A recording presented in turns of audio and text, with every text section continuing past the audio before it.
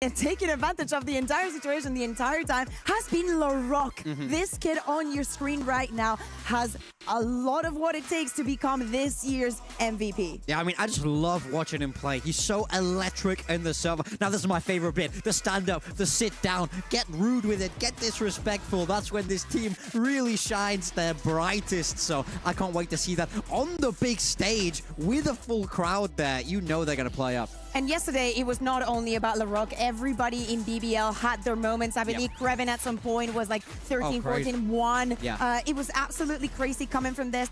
Completely flawless defense there on Lotus. And then when we moved on to Breeze, the momentum was there. It was difficult to just be an S spectator and think that EDG was standing a chance after map 1. Yeah, I mean, I think for EDG, they showed signs of life this tournament, but ultimately just not enough in this final game here. They will be heading home early in the group stage from 3rd place in Masters London. A fantastic placement for them. They can't replicate that performance here at EWC, and I felt like in the server, you could see why they were a little bit slow. The macro wasn't as coordinated as we've seen from them in the past. And also, we got to hear from LaRock. He spoke about how stage 1 was in EMEA, how they got nerfed with the maps that they had to play, with the agents that made them so good, and how they couldn't recover as fast enough. But BBL, this BBL is here to stay, and this is the performance that they've promised us they will give us for the rest of 2026. The youngest roster here at EWC 2026, with the 2nd youngest player in LaRock moving on here in BBL. Here was our 2nd matchup, though. It was NRG versus KC, Americas versus EMEA, trying to hold off the blue wall from making it in front of their fans here in Paris, and NRG, the reigning world champs, were able to do so. It's too soon. Morgan, you do this. It's too soon for me. It's too soon. I know that for you, you're kind of used to saying goodbye to your teams. That's crazy. Wow. But I will take it to help you out. No, look, I think KC, they put up a great fight. This was a team I was so excited by. Coming off that win against Paper X, it felt like it was meant to be. It felt like there could have been magic here in Paris for the French organization, but NRG put a swift stop to that. Yeah, we got Ethan again playing on the duelist, which I think was one of the best parts that we're getting here in EWC. We had seen it in the past here and there, but it was an exception, and now it looks like it's kind of working for them in some of the maps and the compositions that they want to play. He fits in so well. Fracture, though, was a different type of thing. We were also saying kind of sad for KC since this map is going out of the pool when they go back into EMEA, because it was looking incredibly strong. Narrate on the Phoenix has been an absolute pleasure to watch from the moment that he started playing it for KC. For me, it was all about that defender side macro. They look like one of the most well-drilled Fracture teams we've seen. Looked like they truly understood the map. It feels like they found this too little too late, to be honest. You know, imagine if they were way up picking Fracture every series the whole year. You can't do that. With KC, that you just did, you can't. It's very difficult. It is heartbreaking because the potential is there. The names are there. The fans are there. And it has to be so difficult to be one of them. Yeah, I do feel for them. They're not getting to watch their team play on that big stage. But on the side of NRG, as this series progressed, we move towards that 3rd map. I do feel like they were for sure the stronger team. NRG are they showed their class in my mind. They are one of the oldest squads in the tournament here, and that comes with experience. That comes with wisdom. You know, this is the core of the squad that lifted that champs trophy last year, so they really do know their way around a tricky best of 3. Yep, 2nd oldest squad, only behind G2, but NRG showing the experience here, despite the fact that KC seemed to be a solid Haven team, and the way that the map pools worked out in terms of map bans, it seemed like, okay, if we get to a 3rd map, we're going to see a very even straight-up game, but NRG just blitzed them throughout that first half, and it was just too big of a mountain to climb for KC. The composition might have been a surprise. The confidence that we were also seeing, the way that they were moving around the map with Ethan just being like, okay, that is not here.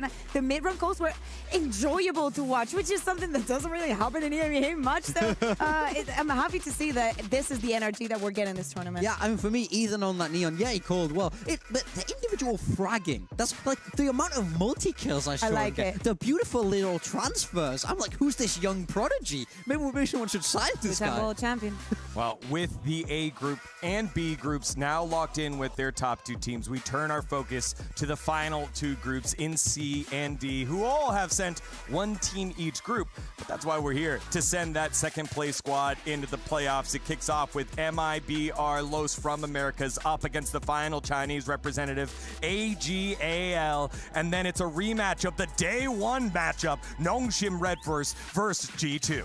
Yeah, I mean, I think both these games incredibly exciting. You can see the differences across these teams throughout the tournament. MIBR super hot and cold, one dominant game, one game getting stomped. AG, I think that their story is also really interesting. I thought they had it in them in that Heretics game. Yeah, they were the ones that got the closest. Yeah, but then they beat Global, but it's closer than I would have liked to see. And then, of course, that fantastic rematch where Nongshim did get the better of G2 this time. It's them looking for revenge. You also have to give something to Global. You know, I think that the first match for everybody is difficult. There are teams that hit the ground running. It is how it is. And I think the All Gamers against Heretics was one of those teams who were so surprised with the individual performances, with the comps that they were playing, and how at no moment they were scared of looking for those duels. Probably, and still, the most enjoyable match that we have had this year. Ooh, strong words there from Kukua as we take a look at that bracket here of our first series and the journey on how we got there. As you said, it was AGAL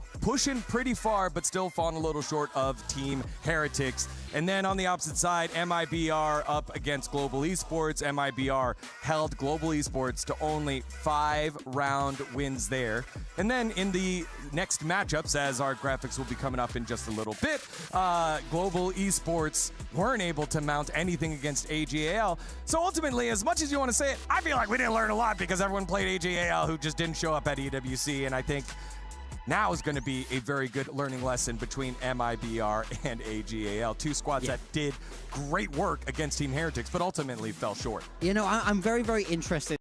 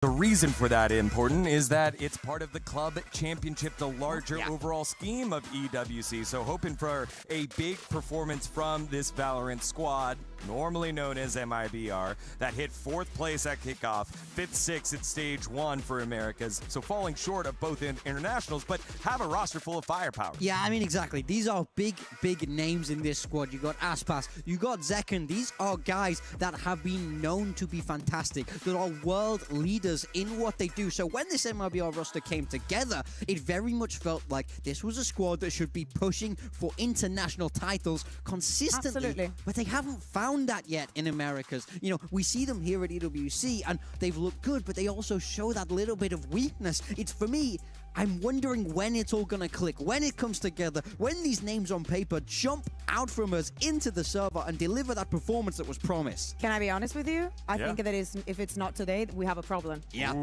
I think that we do have a problem. Are you right. looking at this roster? Aspa second, Bruno, Tex, and Mazzino, they should be blowing out the stage no matter who they play against. And especially when we talk about raw firepower and just crazy duels and whatnot. You have Aspas in second. Like, are we losing it? Yeah. Like, do we live on the same planet? Have we been watching the same game, the same competitions, and whatnot? This should have been a very successful roster, and they should be incredibly favored to win today. But at the same time, you have an All Gamers that can just play like, oh, we're the underdogs, we're just gonna do crazy shit, and if you lose, it's on you. Yeah, I mean, look, they embraced that mentality in the Heretics game, and it worked beautifully for them. Yeah, let's dive into this All Gamers roster. The player that jumped out at me the most was GRQ, the young kid who stepped on up in that first series and made it a very tight, close series with Team Heretics when he was on Phoenix. Yeah. Because in their second series, he was on smokes, and all of a sudden it was a lot more stunted. It allowed Kira to be more comfortable, but his impact was way, way less. Yeah, this is a team that definitely feels like they have flexibility. So when they're making these comms, they feel like, oh, well, you can move here, you move here, you move here. And yes, people might feel like they can do it, but that performance from GRQ on the Phoenix was night and day. Like, I couldn't believe what I was watching. He's the one for me where if they're going to get the squad, if they're going to get it done today,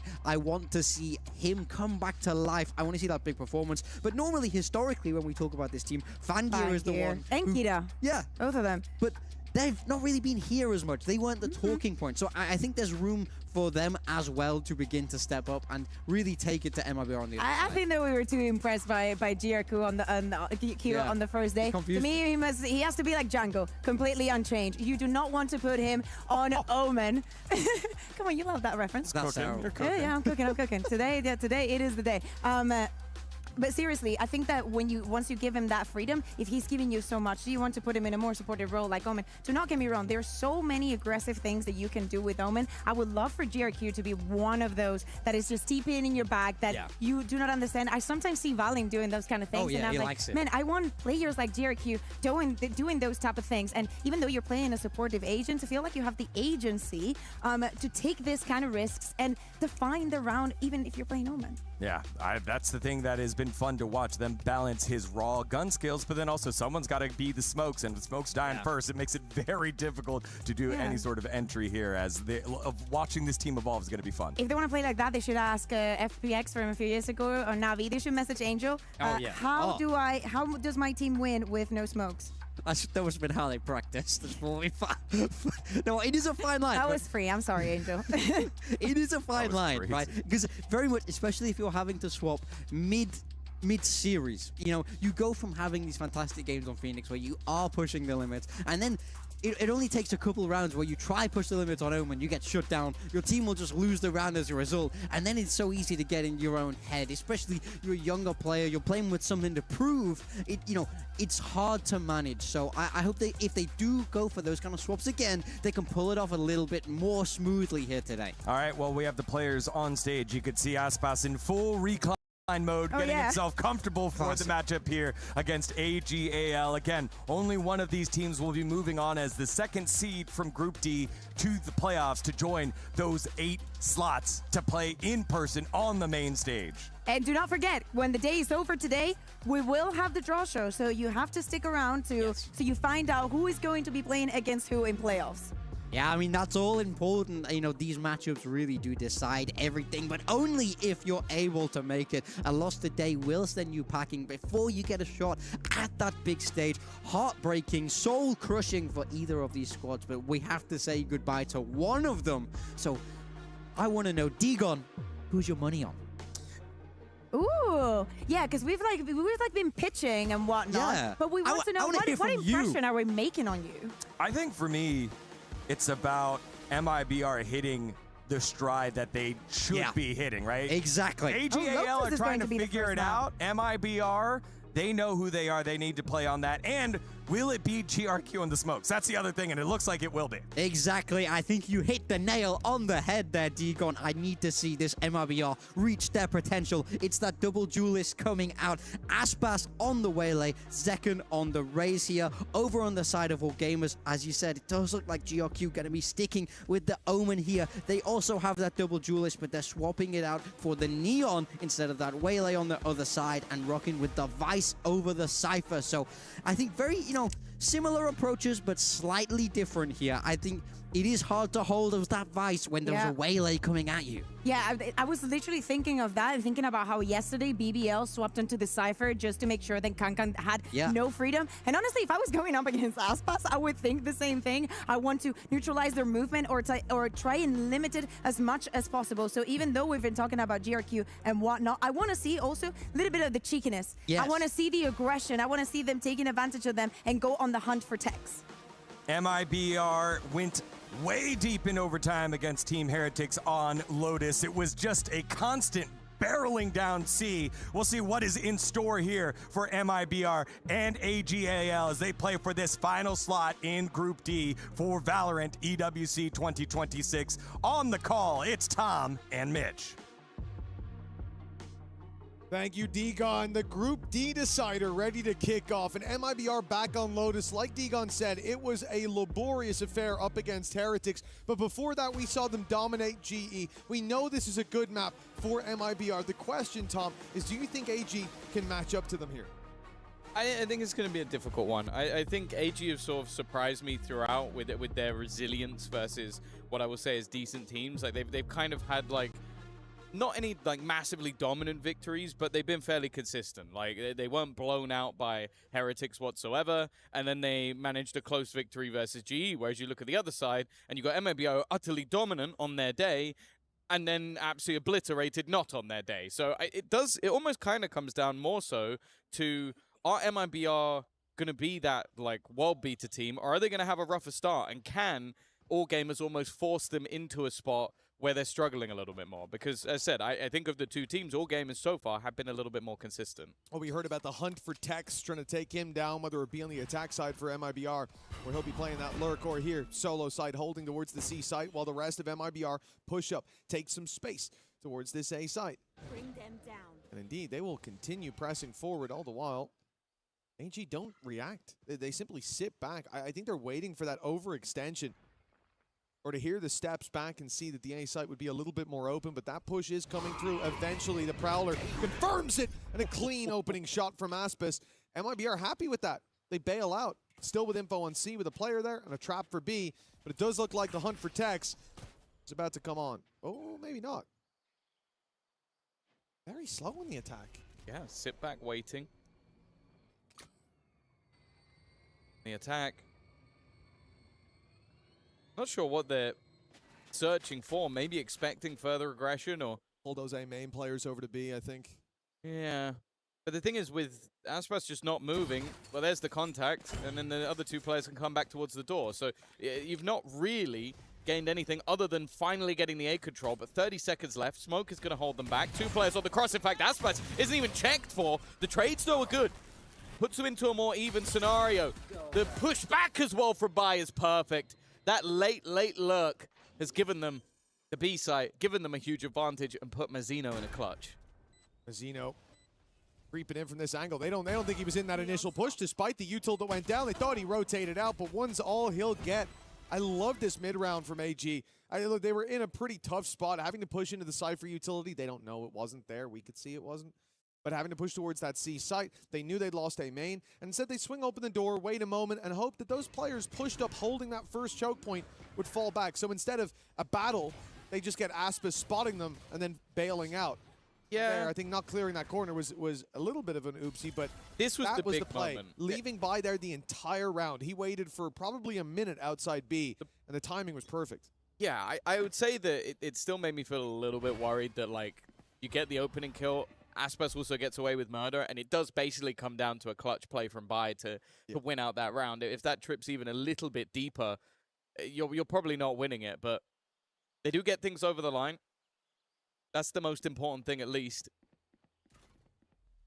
But the defensive side, not much going to be invested into this one. DRQ, well, a chance maybe, and instead it's going to be Kira. Planning bodies just protecting that C walk up. Got a main space. Cam should be destroyed. I know it's being heard, but I think it's behind the wall on A, so there's not really much that be done for Fangir to remove that without a big risk. And up against an eco, it's not really the time to be taking those risks. And in the first round, the patience most certainly paid off. This time around, it could be the same. They have plenty of utility. A Paranoia being lined up and primed up. Finds two, finds all three, in fact.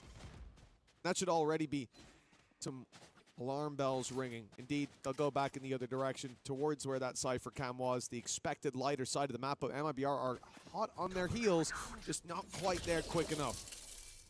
I think the amount of space that Fangir had already taken, of course, only risking the Marshal, puts them in a spot where they can just run through all of the angles as they did in the last round. Well, that's a bit of a surprise. I didn't know the full force of his opposition were walking up behind. Maybe expecting that Vice Wall to be out towards C long rather than holding on to B, so they caught a good timing. Of course, for buy, that Bucky can be risked, but anything else would be incredibly costly. 3 rifles in play that could be brought into the next round, and Tex has done incredibly well. 2 quick kills off the Classic. The remaining couple of players are not in a particularly good spot. They have to run in here because that spike has been tapped. Even still, though, they've turned it back into an advantageous position from Verno. Any additional kills would be great, but he comes up against a 1 healthy player. A rifle is still lost, but at least they get the round, which, considering what was invested, I shouldn't be saying that. No, yeah, we should not be looking for silver linings in a round like this. That was huge work by Tex. Turns out he was the hunter in there with a Classic, basically getting it done with a bare knuckle brawl, and that's crazy to find the 2 of them that quick. It's not like the second guy could have been surprised that he was there. 2-0 for All Gamers, but some bumps in the road early on. Still, they can course correct.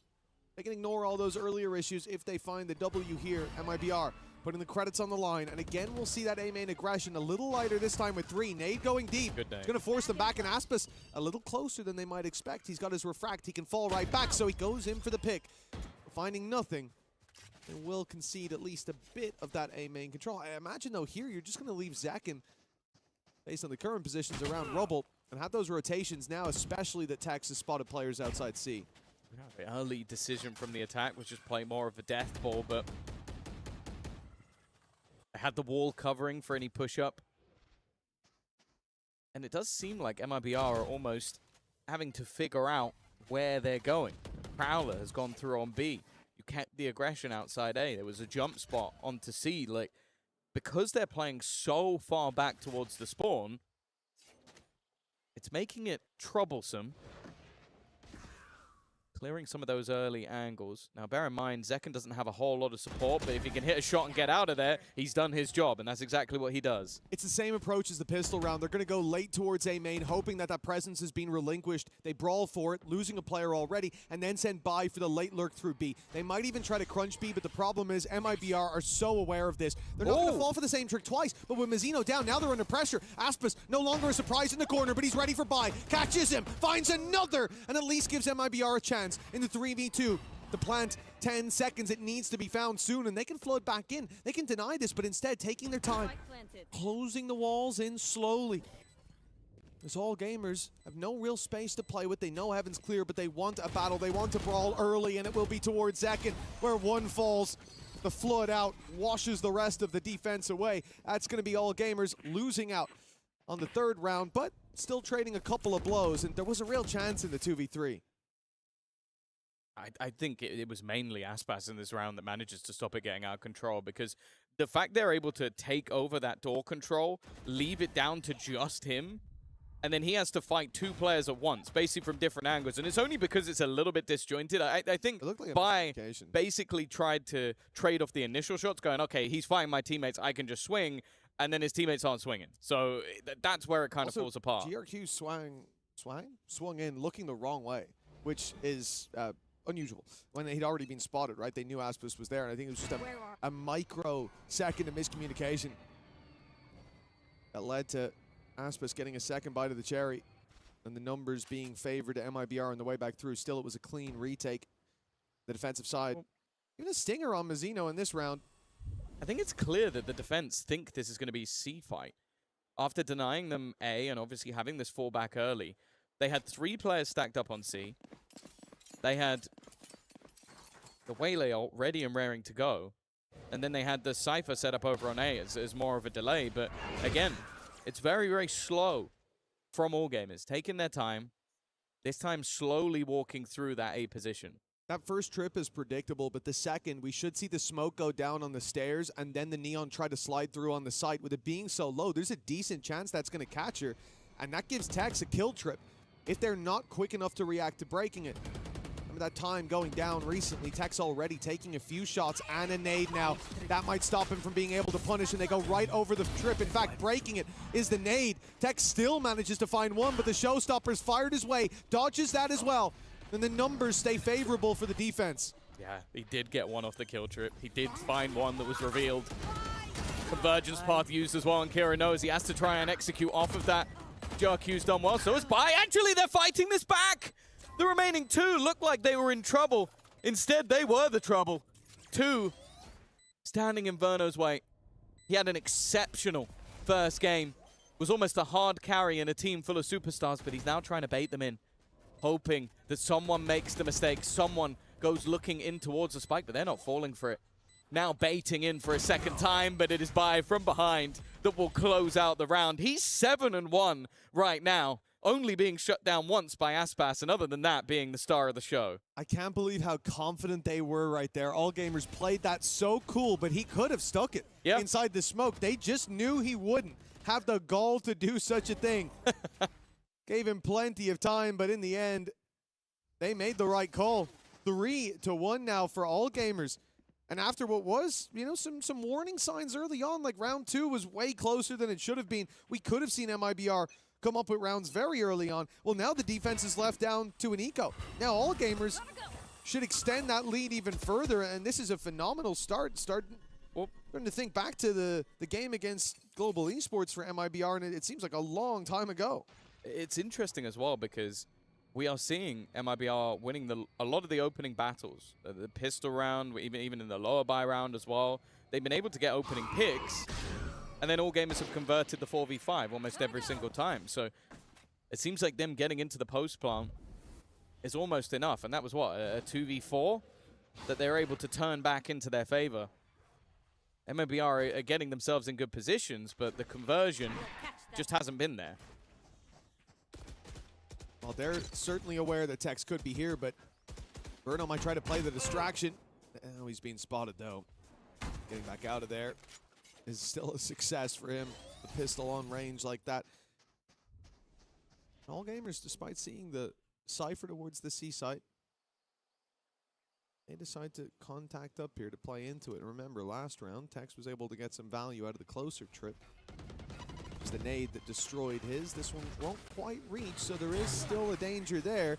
They've gone over it to start, and there at least a boombot will reveal the trip on the floor. That's the real danger averted, not that anyone could pounce on the back of it. Now pistols on the retake. Unless they can deny the plant. Oh, hello. Nade's going to do some good damage. Trips on lucky one. Boy. Very, very lucky. Now, I am looking at that 9-4. A lot of the time, one kill is enough to trigger it. We've seen that in the past, especially with pistols. Puts them down to low HP. And actually, the pressure being held on the other side. But now they should know that the majority coming in from the spawn. Paranoia sent through. Still not enough to activate that Nightfall. And you can see why. Slowly being picked apart, and one by one, the defensive side will fall. A good hold from the side of All Gamers, even Shrimp surviving on just 1 HP, but they won't mind. That's 4 alive. Yeah, well, honestly, Shrimp surviving is probably the most important factor of that, because if not, they might decide to put the Nightfall through, like you said. I think there's a good chance that they do, just spur of the moment. And he couldn't put his through, which gave them the information that there wasn't anybody towards the waterfall. A really nice play as well by Bai. His flash was perfect. The second that they came out to take the battle, I think it might have been the end of Kira if that hadn't have popped exactly when it did. And that's a number of rounds now where MIBR, despite early on showing signs of life, have been kind of shut out. It has been All Gamers looking like they've got full control, and now a timeout is going to be called very early on. Remember, this map in this tournament started out so well for MIBR. They stepped onto the stage 13-2'd, if memory doesn't betray me on this one. Global Esports. And then from there, it was a labored overtime against Heretics. And I think that honestly took the wind out of MIBR's sails. They went into the next map and got absolutely trashed. So that kind of turnaround, it feels like, you know, most teams we look at is kind of wanting to heat up as the tournament goes on, whereas it feels like MIBR put their best foot forward in that first game, and then they took a bit of a stumble. Yeah, I think as well, you have to think back even to the very beginning of the year with All Gamers not being a massively known quantity when it comes to the international stage. That event felt like a learning curve, but also people looked at, I think it was Gentlemates, and went, oh, they got All Gamers next, they're going to get through that game. And it was underestimating their opponent, and also All Gamers being a decent squad. Like, they've got some very talented players on their side. Now, sure, the names are on the other side. And, well, an early fake plant, but that fake hasn't really done too much. It's been spotted. It has pulled 3 players over, but again, they can get back. Verno under serious pressure, though, and now the response being attempted. It's not been connected by one, but it has been found by Mazzino. Yeah, Mazzino was a bit too quick, got ahead of the rocket. But a kill's kill, that's all that matters. Langir, oh, he's going to be taken out by Aspis, an angle he checked just moments ago. Nightfall goes through and a player up close, isolated, caught off guard, you would think, but GRQ somehow gets away with that kill. The spam taking him low and Aspis taking him out. Leaves it 3v2. Still a chance for All Gamers here. Kira, the unknown quantity, the later play through mid. Bring them down. No nade left to play with. Oh, that's tough. Shrimps being caught by the seas. Out of the round and damage done. Looks good for All Gamers. Aspis and Tex holding on for dear life by a thread, but they've made it through. It's the second round for MIBR.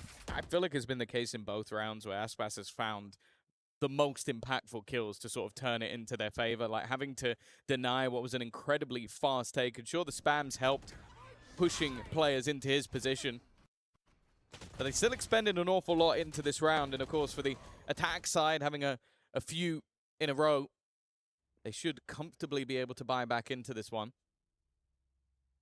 I think Kira's just having the thought of what to go for. But this now needs to be the springboard for the defense. A few players surviving, give them a bit of extra to buy back up with, but they would still be in trouble in the next round if they were to lose all their players.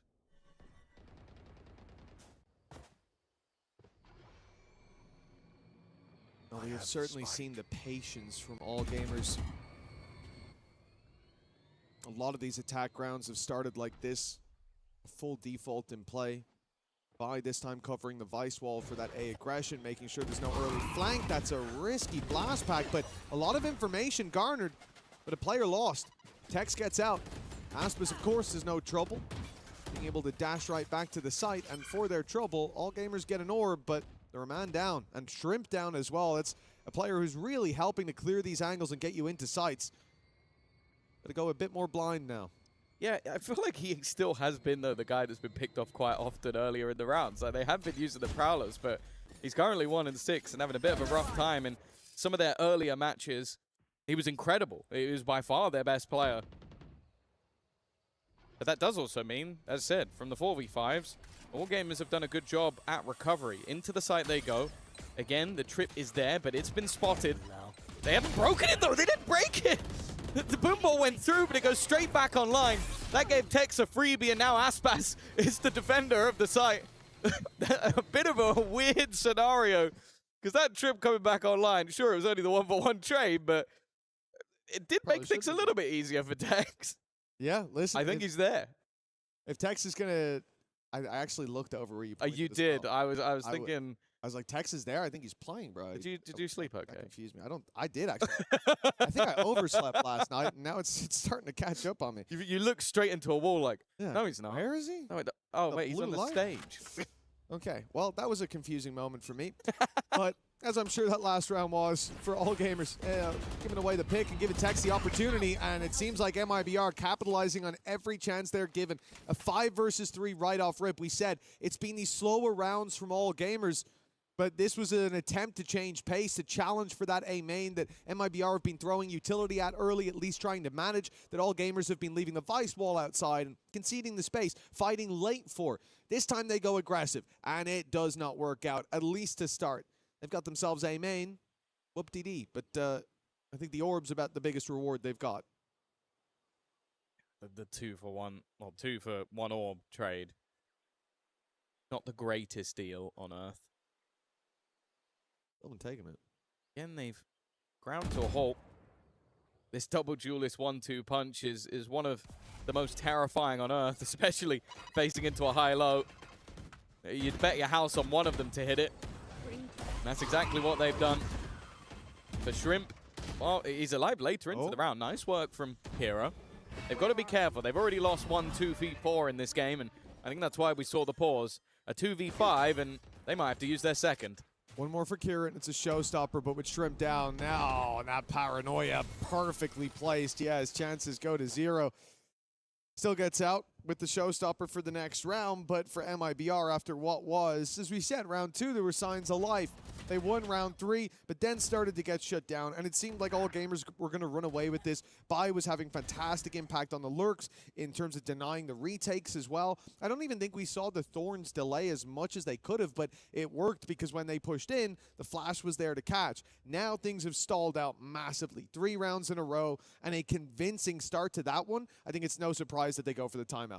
Yeah, and I think similarly as well to what we saw from Creven, the last Lotus that we casted, those trips are being really annoying. Like when they've tried to get into the C site or A, I think we've seen multiple kill trips, which a lot of the time you're going to be able to avoid, especially if you have the likes of a Raze. You can use that nade to good effect to try and get rid of some of the angles that you're pushing. But then like hitting it with a boombot, not breaking it, those are silly mistakes. And I think these are moments that you're going to want to see the coaching staff pick up, because then you go for a harder, more aggressive, let's just fight A, and you lose both fights immediately. That's a little bit more worrying. And seeing some of the superstars on MIBR, that's why there's so much sort of pressure, but also put in high regard on this team. These are players that from top to bottom we've talked about as superstars of their team. I even think like one of my favorite players to watch of all time is Mazzino back in the crew days. That guy has unbelievable individual talent. So you're then looking at the likes of Aspas and Tex getting going.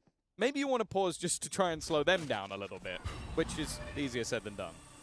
Well, Tex at least, it's been high impact off of his utility, be it on the A or the C site. Now he swapped up to the B site just to be more of a headache. Any adaptations that they had around his impact will now have to be readjusted.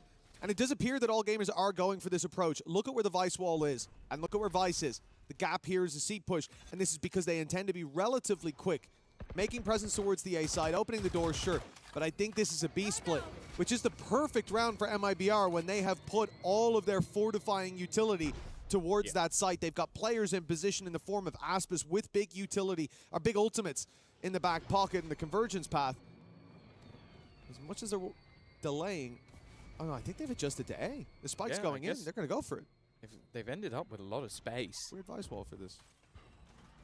The defense are about to try and make a play through the smoke, which versus the pistols is definitely a bit of a gamble. And there is Shrimp. Said he's been the hero of a lot of rounds. It's only going to be the one as well for Aspas off the back of his ult. Berno a little bit further away. And this contact through the smoke was hoping for so much more, and it gets almost nothing. It is a quick round, or quick close, I should say, for the attack side. And after the pause, they're able to immediately find a response. But that's going to be a frustrating one, because as you said, it looked like the setup was going to be correct. I think especially more of a default round that you get with a low buy is heading in towards that B site. But they get caught trying to walk through utility. Yeah, you know, it's very weird because the whole round to me looked like All Gamers were primed. Like that Vice wall is so weird to put if you're covering the B walk up. I don't know what they saw. I'm led to believe that they changed it mid-round. I don't know why, but it was the perfect read. And a great play to get 5 on the board of all the rounds holding that smoke walk up. And now look at GRQ. Walked right through A position that they've been nading non-stop, but he just TPs across a little later. And the reward, Aspis in the ground, Mazzino following, and a showstopper to drop second. All Gamers looked like they had slowed down, but they just took a break. They're right back to winning ways. Finally see the Aspas AWP, but it gets absolutely nothing. Just shut out by a player walking across, and it was definitely something that they were not aware of. Verno trying to fight back alone. Bear in mind, the economy of MIBR is not in a particularly good spot. And the tech's going for a 1v5. I'll be honest, that seems really audacious. Holding onto the weaponry, at least from my perspective, holds a lot more value than attempting an all-in gamble of a retake. Yeah, I can definitely see that. I think for the start of this, the thing we're missing compared to a normal setup, right? You see that Rubble fight. Normally, you've got your Omen TPing up, taking the Rubble control. You've got a Neon sliding through. In this case, maybe an Aspis diving deep, but he had the op, so he didn't want to. They didn't go for that last round, and that small gap left was enough for All Gamers to step in and take that control. Now a buy for MIBR that sees a weak weapon on Aspis, and Mazzino, but the rest on a full buy, and the adjustment is there. The dash up this time quickly clears Rubble after the nade. They know that there's no one here. But All Gamers have changed pace. No longer this direct approach. No longer looking to steal the map control or wrestle it out of the hands of their opponents. Instead, they pump the brakes again. And I've really liked watching the variance of how they're approaching this. I think it's very hard for MIBR to read this pace. Oh yeah, it creates an awkward line in the sand, especially when you have this double duelist. You want to be putting pressure on. So you're going to have early map control, but then they've been happy to sort of default back late into the round. At least in this one, all of Tex's utility is gone. 45 seconds left as they look to try and clear positioning once again. This time there is a player up close, but he's already been caught. Verno, we've seen him get cleared from this position, but they're looking to try and battle and brawl for this, really try and fight for this. And it even seems like they might have had the expectation that maybe they would just leave, but no. They're continuing this pressure and now going all the way back. They've played the late lurk so perfectly that, okay, they're eventually going to take their space, maybe worried that there's a trip, as there has been almost every single time, but there's nothing Tex can really do about this. No, forced to give them the plant. As I said, this pace from All Gamers has been a nightmare in this round, even more so, but showstopper! Oh my back here! That is a lifeline for All Gamers. That could have been a double opener, but instead, the numbers, they say even for now. I know exactly. MIBR kept back, and with the op taking Mazzino out and Aspis, they have no choice but to concede. Surely, no, they press on, they press forward into Fangir. A 4K for the Neon as All Gamers push up to 7. A guaranteed lead at the half, and what a resurgence from this squad. I'll be honest with you, I thought he won them the round with the first op shot that he hit, and then he hits 3 more after that. That is a beautiful round from Fangir, because Zekum was, I want to say, 0.2 of a second from eliminating 2 players on his team. I think he clicked the second he died. Like, that was ridiculous. It was such a fast reaction shot, and then everything else from there on was just perfect from Fangir. It's an operator that I don't believe he would have even bought. It was one that he picked up off the corpse of Aspas and then used it to their own demise. What was a level scoreline, came a pause for All Gamers, and now they find themselves with a pretty hefty advantage. For the last one, might put them out of sight. Mazzino claimed the orb outside A. Nightfall now for MIBR. If All Gamers go for the B push, and listen, any other team, look at what the Vice Wall is. Look at where all 5 players were just moments ago. Any other team, I'd already be saying, and here they go, they're ready to break into the B site. But I've learned my lesson. I've learned my lesson from these guys. They play a very weird game. I don't think I've seen a round like that. They give up all control, go late back towards it, look to fight. Nade's perfect, by the way. It's caught Mazzino. It's left him down to 46 HP. It's got the Nightfall out of them as well. Hey, this is such an annoying game to play against, because for MIBR, of course, you want to go pushing up. Of course, you want to take space. You want to find information. And as you do, you lose Mazzino now. Your low HP player, you flood back out through these doors with no idea that a flank is on its way. The ult now popped, and look who's right behind you! Vangeir!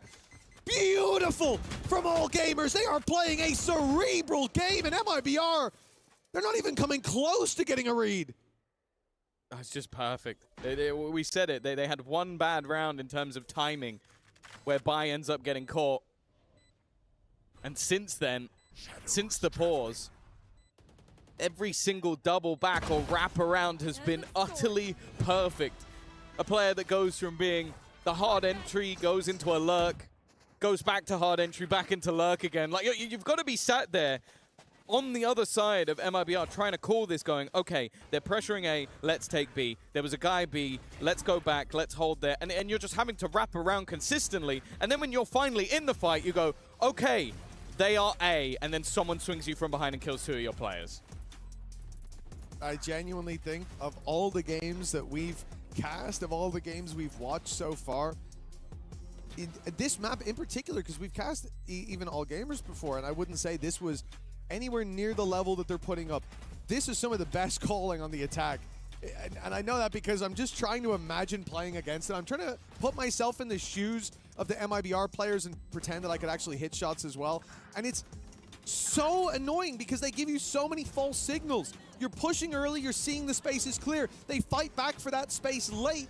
So late that it seems that that's clearly where the hit's coming in. And then there's a double flank from the other side. Sometimes they wrap all the way back to the other side of the map. Really impressive stuff from them. And again, this started out, I felt like MIBR were the ones to take command of this series, but it has been anything but. No, it's been very impressive. And it also forced MIBR into basically doing very similar things. Like, I think one of the main problems I had was you look towards Rubble. This spot, thank you, that was perfect. Unintentional, but perfect. The amount of players that I saw play on that Rubble wall, either get by a nade or hit by a seize, they were saving a piece of utility every single round to kill that player. And I don't think once I saw them get out alive. Well, this is the thing. They were doing that before they were even competing for that spot. And that's why you can then have Omen TP across, because they throw their first utility, and then they don't fill that space in because they know that you're going to fight for it or at least throw utility there. So they play a little further back, and now your Omen's able to slip the net and get behind Aspas and take down the first Aspas op we saw bought. Like, I'm so 4 people with it. Yeah, literally. The next round use that same weapon. I'm so impressed by what I've seen here, even just from round like 4 onwards, where I thought MIBR were getting back into things. Round 2 was close, round 3 was good, and then for All Gamers, they just ran away with things. Back to the pistol now. MIBR get to play out this attack side, and I'm curious to see how All Gamers approach the defense. You can see Vice set up. The wall is covering the A push. There's a flash that won't last very long on B after that initial burst. Got the sight. Put themselves in a post plant with little to no resistance. The attack side, though, are not just sitting back. Aspas is pushed up, and he knows his opponent's on the other side. Both players, in fact, have the information.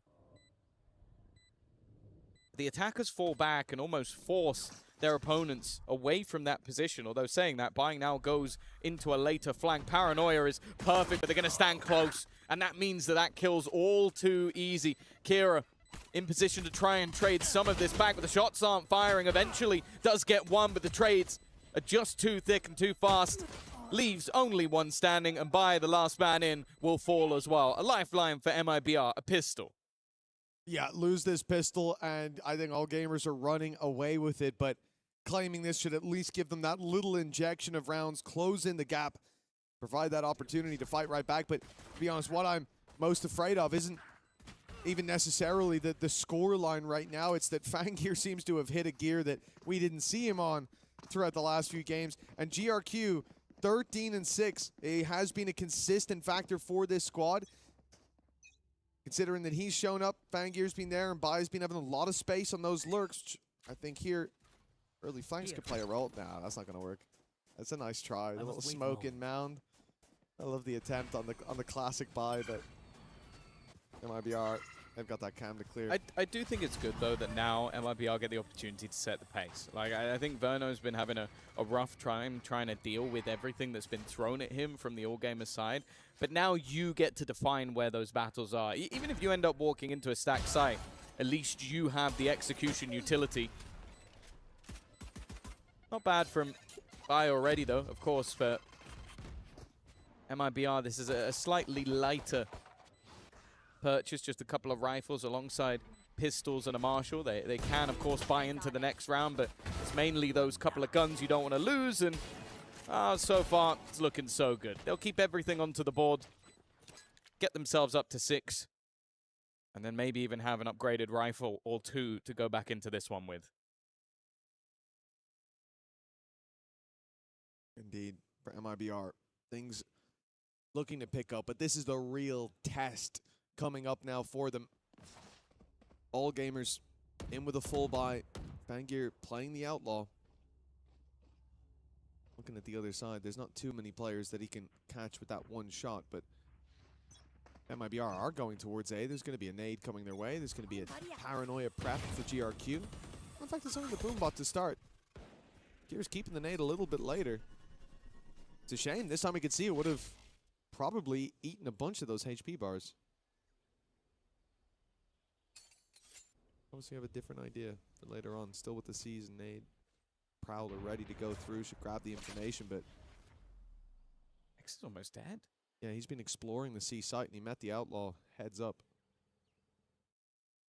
Bear in mind, there's an Outlaw on either side, but at least for now, the one it will maybe benefit even slightly more is Aspas, because there are 3 players on the other side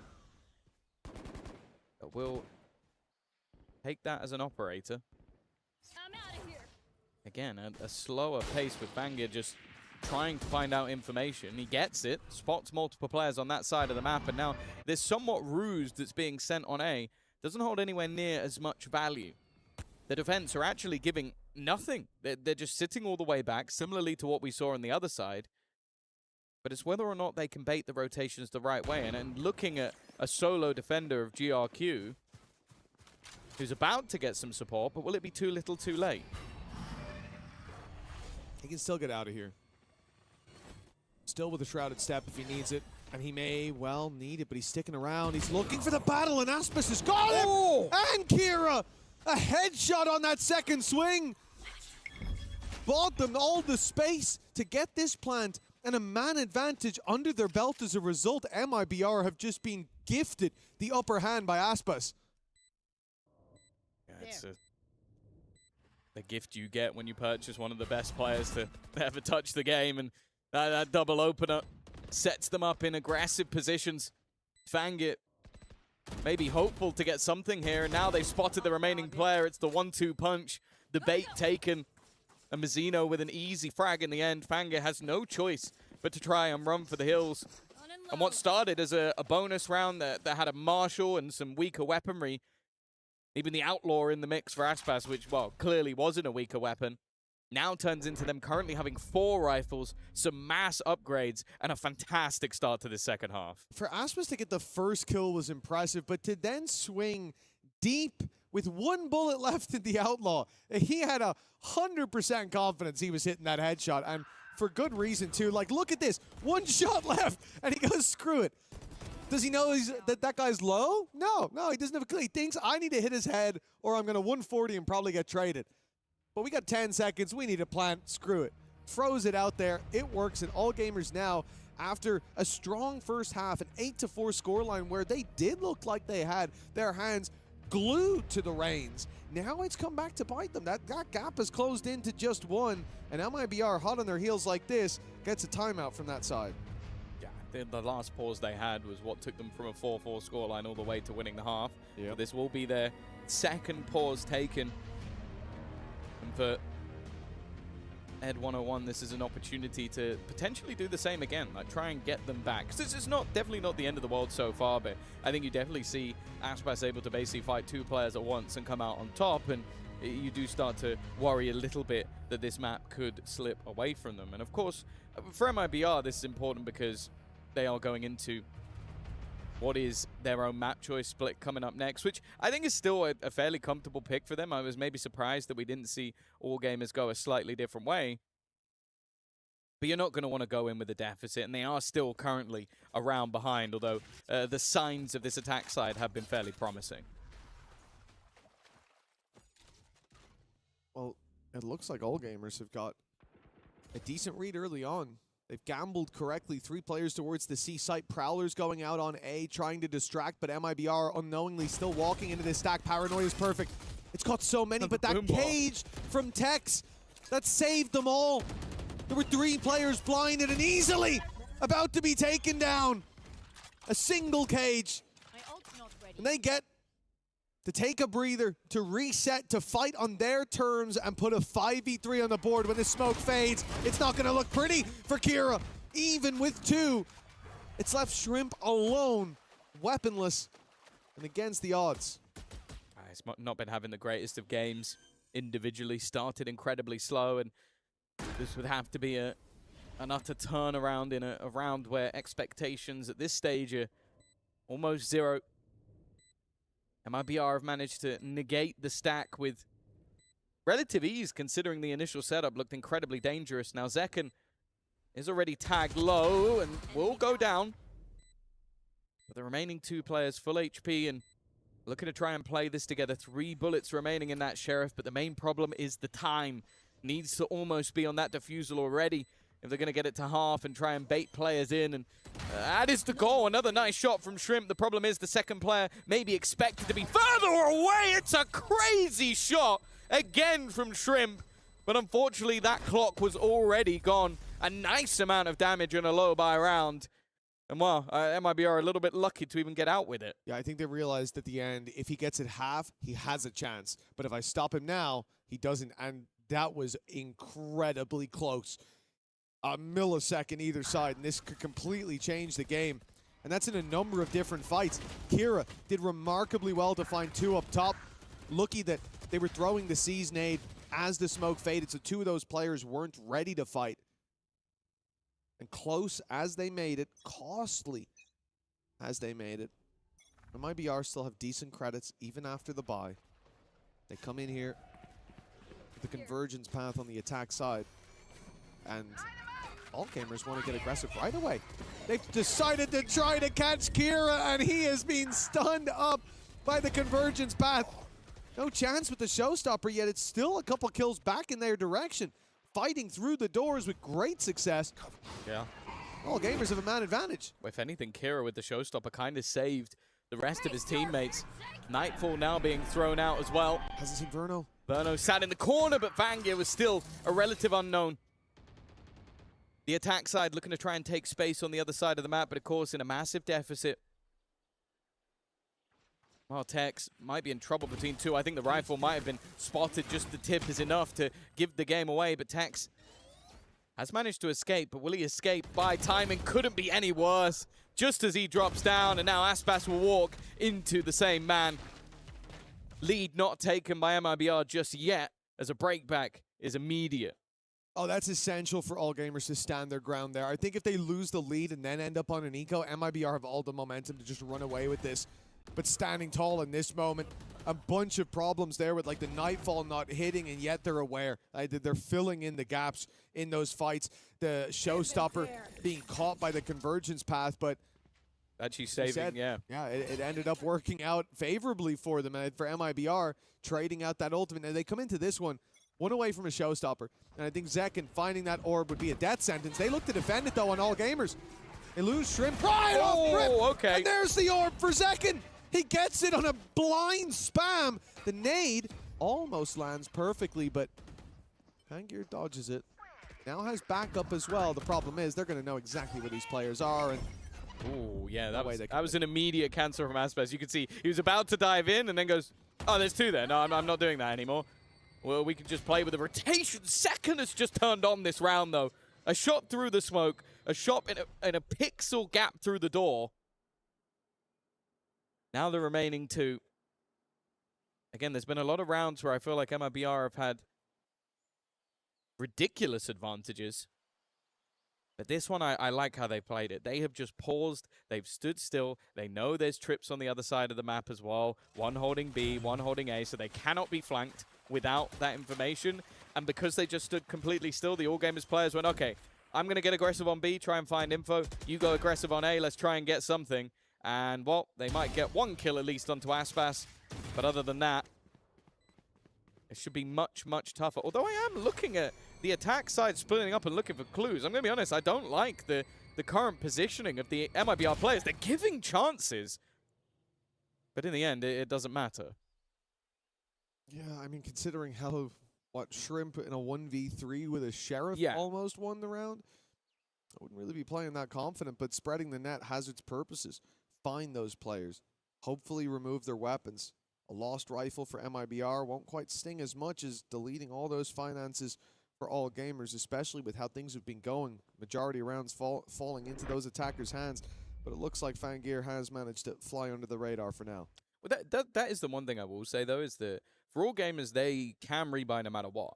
So if you lost too many weapons by getting aggressive, it would have actually hurt them more than if they took all of the guns away. So clearly feeling like their opponents were going to save the second they didn't spot them on the side. But this was the second round. Again, we know that the peak potential of what this man can do. In fact, there's a man sat just over there who definitely knows the peak potential of what Zekken can do. Yes, Rob Moore is back. Wow. This is a much faster take coming out from Zekken. Showstopper, he's got the support of his teammate to at least hold on to the space. 4 players outside of this A site, and they've got to be a little bit careful, but it's only space taken, no lives. That's okay. Crowd control was all they wanted. Now they can just fade away from where that ulti's coming through. 2 players still going to be caught by it. The Nightfall right back should slow down All Gamers. Should, but it might not. The shorty up close here, a death sentence for Kira. He was 20 HP, swinging that angle, and Tex has torn them a new one. Although, hold on, it's not over just yet. The big swing in leaves All Gamers ahead. It's a 2v2. They were behind moments ago, but now neck and neck in this fight, coming in from both angles. GRQ isolates the fight to start, and the swing in from Fangir is beautiful. All Gamers looked like they were falling behind. The chances slipping through their fingers, but they got their grip back on this map just in time. They did well to hold every single position there. Because you looked at the amount of counter ults, you mentioned it, the Nightfall, but they'd already claimed that space and were still fighting through it, even with having some of that later HP. It left MIBR with not really any map control to try and hold on to. They're basically boxed in on that B site, and because of that, it made it very, very difficult to avoid any utility that was thrown through, any ultimates that took their guns away. The back and forth continues in that matter. Operator now in as well for Fangir. And it really does feel like potentially the team that wins 2 in a row might be the one to take the map. Whoa. He's able to get out of there. He takes a lot of damage for it. Yeah, down to half already. Zekken looking for a bit of space towards this B site. The crew right behind him, but they've heard the wall now.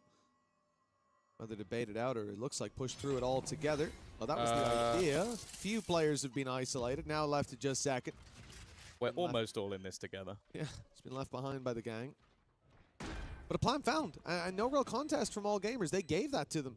Happy to play the retake, and after how last round worked out, I'm not too surprised. But the difference is they pushed them out of those key positions with the Steel Garden. It's not there anymore. Oh, different ults to be expended. Already the overdrive, getting one and a second as well. Great work from Fangir once again. Up top is Aspas, needs to land some shots. Has Verno alongside him, and again, the trading is enough for All Gamers. This B-site retake, sure, maybe they do need an auto tool, but this time it was the overdrive that did the work. Yeah, well, I mean, look, I realize why they're so confident in the retakes when Fangir's just going to pull BS out like that. Like, he sprayed 2 people down, took barely any damage for it, and is able to get out and reset for a big 5v3 retake. This is insane. He's down to 41 HP, and none of the spams catch him. Verno really stepped up to the plate in this round, but it's them to get knocked out of the park. And for All Gamers, this is all they need. 11-9, 2 rounds in a row, and an eco coming out of MIBR. very low buy at best. We should be seeing overtime locked in, and the timeout from MIBR coming in here, they're going to discuss that. Is it even worth fighting for victory in regulation and potentially throwing the map away? That's the tough spot. We mentioned it earlier when they started this comeback. They were 8-4 down on their own map choice. Brought it back to level a couple of times, but All Gamers are the ones that seem to have the extra little bit of depth. I think them running as a unit has really been working out. Like we saw in the first half with them playing with the almost ruse of their push and pull of the map. And then on the defense, their retakes have looked fantastic. Even if it was a 1v3 in some occasions. The last pause of regulation for either side. I'll say that as well. We mentioned whether or not the impact from the coaching staff would be there. I think especially for All Gamers, both times that they've taken a pause, they've gone on streaks of rounds. Be it coincidence or not, I think the coaching staff deserves some credit. Oh, without a doubt. And I think that there has been a tangible step up from this squad, heating up as the tournament goes on. Aspis, though, comes in to shut one down. Kira, 34 HP. He's lucky to still be alive after a few shots landed. For MIBR, I know there's potentially a weapon to be retrieved in there. I think they still want to hit this C site, but All Gamers have battened down the hatches now. I didn't even expect to see Convergence Path put through, but they're committing it. Even on this lighter buy, they saved their credits to fight for the next round, yet somehow they're winning every battle here. A missed shot from Vangeer. Do you save here? I think for All so, Gamers? yeah. It's not worth even giving them the extra weapons. You don't want to give an AWP over. You don't want to give another rifle.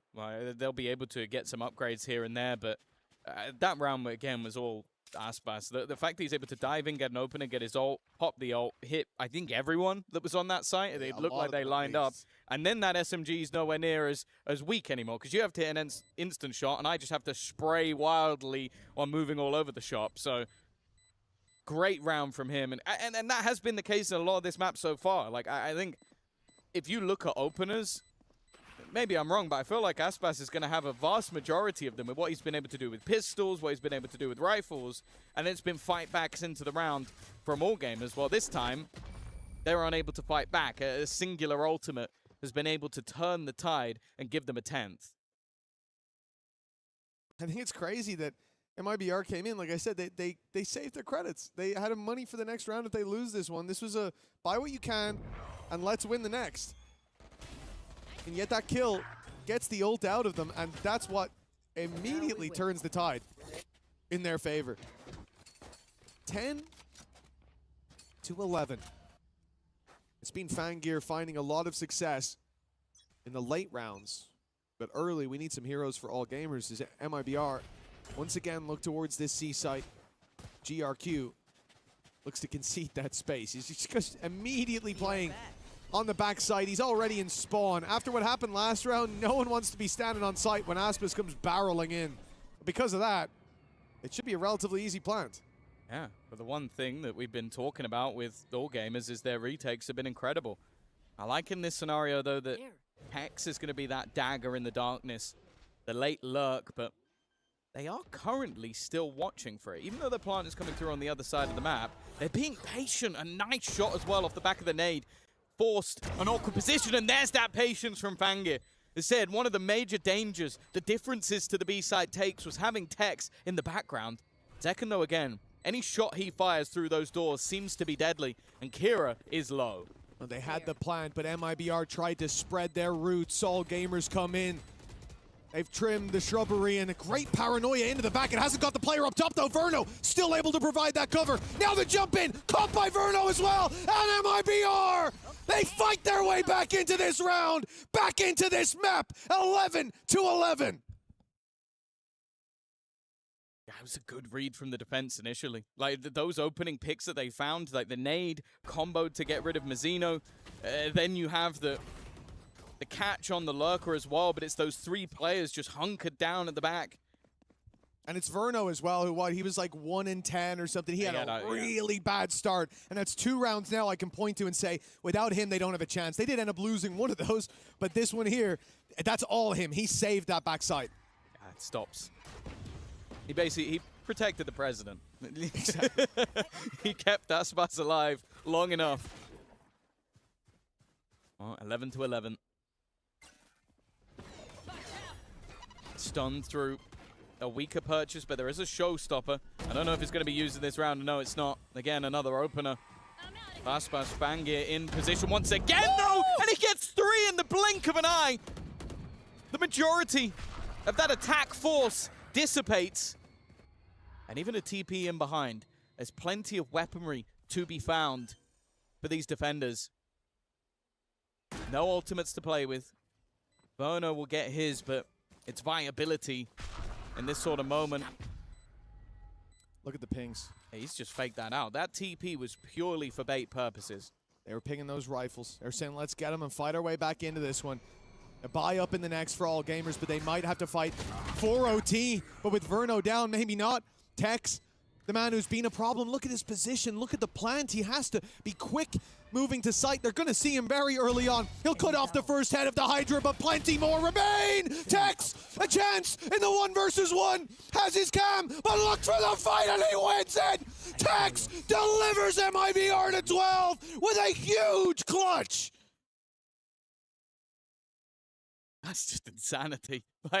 Again, you look at this defensive side and you go, hey, Fangir should have had the play of the round.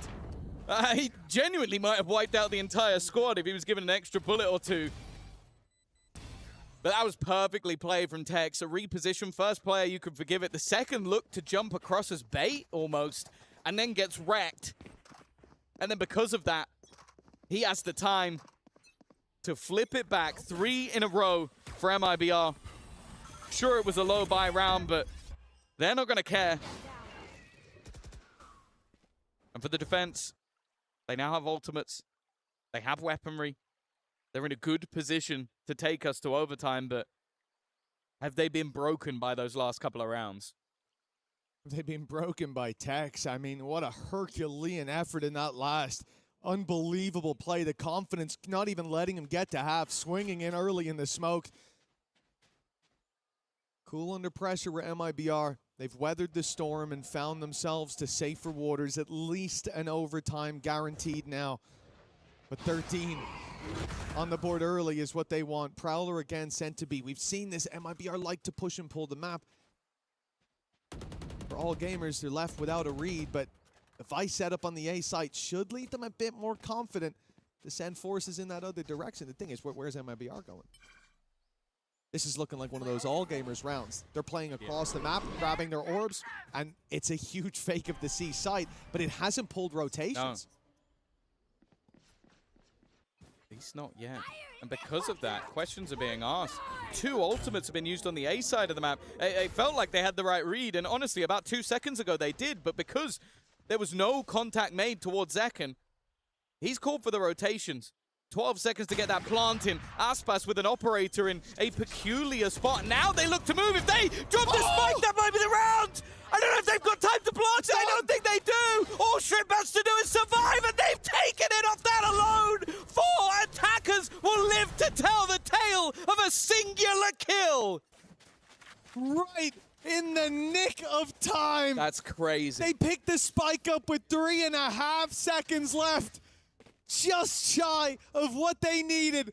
That is a huge play. And All Gamers, they deserve an overtime with how they've played. And their attack side is really what looked the scariest. Oh my God. But Fangir, every step of the way, has been the shining light, the spark of hope for All Gamers. Now they look to fan the flames in overtime. They're going to see his face in their nightmares tonight. Like, that is genuinely... He couldn't have timed it any better. Like, literally, it's not possible. Gets it on the 6-second mark. Stays alive long enough. And that should have been the end of the game. Instead, OT. I'm out of here. Fangir's got to be feeling confident at this stage. It feels like every decision he makes turns to gold. And The attack side now looking to put the pressure back onto Tex. They suffered at the hands of his trips, and again, you can see how wary they are of running through that utility, but this time there's no kill trip in that spot. MIBR have everybody in the waterway ready to come flooding back through. Fangir will be the point of contact, and he'll fall, but who else is here? Who's next to fall? Who's next to challenge? Nobody. As MIBR find out, the plays come in the other direction, and a great TP from GRQ. He's passed the trip very early on, and as they now break it, it might be a bit of false security for Aspis. No, he's clearing it still. He's looking for this player, and he'll find him. GRQ down. Good work by Aspis to still be wary, even though the trip was broken so late, but he will be caught by Bai in the end. God, they've got to be careful here. AG in the post plant, that was where they were truly deadly. Bai one away from an ultimate. Instead, they're going to look to get aggressive timing worked out for them, but Mazzino has his teammate covered, and now Kira is all that's left. MIBR, they've not been broken by that previous round. They will now go up to 13. Another attempt at map point on the attack. Another chance to close this out. Last time, it was a very narrow margin by which they lost out on the chance to start this series 1-0. 16-14 against Heretics. I'm even talking about the last 2 rounds ago. Oh. Half a second. Oh, I let you in the last time they played this map. Indeed, yeah, that match against Heretics was laborious, and this may be the same. You look across the stage from MIBR, though, and like Fangir blowing our socks off here. Leagues above the rest, but for MIBR, Aspis is impressive as ever, but the desk highlighted it, hunting down Tex. Was what this was all about, but he proved to be more predator than prey. Dive in from MIBR. They haven't spotted Fangir. And now they have, but it's a little too late. He'll still get 2. And with GRQ adding to the equation, it's MIBR miles behind. Genuinely. Again, just the decision making. He almost gets another triple kill in a defensive round. And while Tex is thinking so much about how he can get past the wall, he ends up getting peaked. Aspis has been good. Scratch that, he's been great. He's been so good in opening positions, but how much can he truly hope to find with 39 HP and 3 players? A plant? Sure. Even that might be all he gets. The nade puts him down to just 4 HP. He can't afford to take any damage along the way, trying to dodge the boombot, but even finding his opponent's going to be difficult. Nice shot on the first. That's the ultimate, but the spam is enough. We go again with Bai finding another double, and 13-13 the score. Yeah, this is where it starts to be a bit of deja vu for MIBR. Last time around, a similar story. It went the distance and then some. And this time, again, the snake in the grass of Fangir to start this round. The reveal came in just a smidge too late. He'd already got 2, and GRQ, fighting from that open door, was able to trade out to make it an even bigger advantage. Going into the next OT, for all gamers, the question is, will Fangir slow down at some point? Goes here. And the answer so far has been a resounding no. Presence to the A site for MIBR. 4 players early on, throwing the season 8, throwing the reveal. Nothing seen. As now the pace picked up by all gamers, and you expect a very direct hit. Tex is going to have his work cut out for him and holding this first burst of aggression, trying to snipe one out of the air, but he'll be forced to play the retake now. It's a little bit of damage. Spike to Kira. 1 away from the showstopper. Could play a part in the late round, but it's spam actually takes down GRQ. That's a man advantage now. Another opening kill for Aspis to add to the growing collection. Already though, Fang is there again, and even with the fallback, finally has fallen down, but there's that showstopper. And now Tex is all that resides once again, and it's Kira to close. 3 kills for the Rays. Lead taken, and the first map point now for all gamers. Their first chance to close out this series, as said. It felt like they deserved the overtime. It was a crazy first half from this squad. The calls on the attack left MIBR guessing, and they never found the answers that they needed. Now they call a timeout. in a series, in a map that they had the chance to close out more than once. And now they have to fight for survival with Aspas topping the board, 27 there, but Fangir, the one drawing all our eyes. He has looked like the star of the show just in that last round from the top rope, denying all that space that they were attempting to take back through. It's been so fun to watch, and I do keep waiting for that moment where he slows down. I think the worst I've seen from him is a single missed op shot, but the round before he got 4, so I'll forgive him. I'd almost be a little bit nervous as well if I'm MIBR to take a pause, because you think back and it's been the All Gamers pauses that have gone straight into round victories. I think, again, Ed 101 has been sublime, and whatever's been said to these players, be it from losing a streak of 4 rounds in a row to immediate winning 3 of the next 4, the same in the first half as well, 4-4, 8-4 half ending after the pause. He's been impeccable, and now, well, all they need is 1. And MIBR have gifted that pause over to the other side. I will say All Gamers had the same opportunity to take a pause, but evidently whatever's been said by the players, he didn't feel like it was necessary on his side. Well, All Gamers, they've really grown into this map. They certainly did into the attack side. Now their defense to be tested from what we've seen, especially for Fangir, but the squad overall, every leaf has been a flower, and now they bloom late, but just in time. MIBR look to go direct to the A side, and this is not ideal for All Gamers. A 4-man stack up on C. They had read the favorite site of this attack side, but things change here in overtime, here after the pause. The A side is wide open. The Vice utility is there, of course, but nobody to do anything off the back of it. The door opens and the Thorns activate. This may send MIBR back towards this B side. You don't really want to play that Vice setup, and you don't know how many players are there. It could be easier to go for the split, but that will work in All Gamers' favor if it's attempted. Well, the terrifying thing as well is, if anything, if you're MIBR, you want those more contacty plays, because the retakes coming out from All Gamers have been their best work. Nice shot from Tex, though. He was under serious pressure and manages to get rid of Fangir. He's been the tip of the spear in all of the retakes. Think about it. Using that overdrive, getting in their face while they put the ults through. Him being gone could give them another opportunity. Well, that's it. We were waiting. What happens when Fangir goes quiet? Well, now a 4v4, and it's All Gamers' chance to break back into this. A C's nade thrown down below, a slow at least to buy some time, and the Paranoia does the same. The clock keeps ticking, and now Kira finds the first shrimp with another. Okay, the number's thin, and MIBR are left with just second, standing against the rising tide of All Gamers. The tap on the spike, the swing needed. Now it's already half. He'll get the first, but he won't get anything else. All Gamers wash MIBR away. 15-13, taking the lead and taking the dub moments later. God, it's another nightmare that's probably going to keep MIBR up at night. A second defeat at overtime on Lotus in just a matter of days. But it shows the resilience of All Gamers. We said it at the beginning of the game. I think a lot of teams come in, especially teams with high caliber players who've been there, done that, got the t-shirt, and go up against this squad and feel like it's going to be an easy road. And every single time they prove it doesn't matter the opponent, they are able to take it close. They're able to battle and brawl. And well, in map number 1, they're able to take the dub. Yeah, you maybe say there were signs of it up against Heretics for this squad, but now for MIBR, it looks like Lotus might be a bit more of a weak point than we expected, but that's not for us to say. Let's hear from the big brains over on the desk with Degon.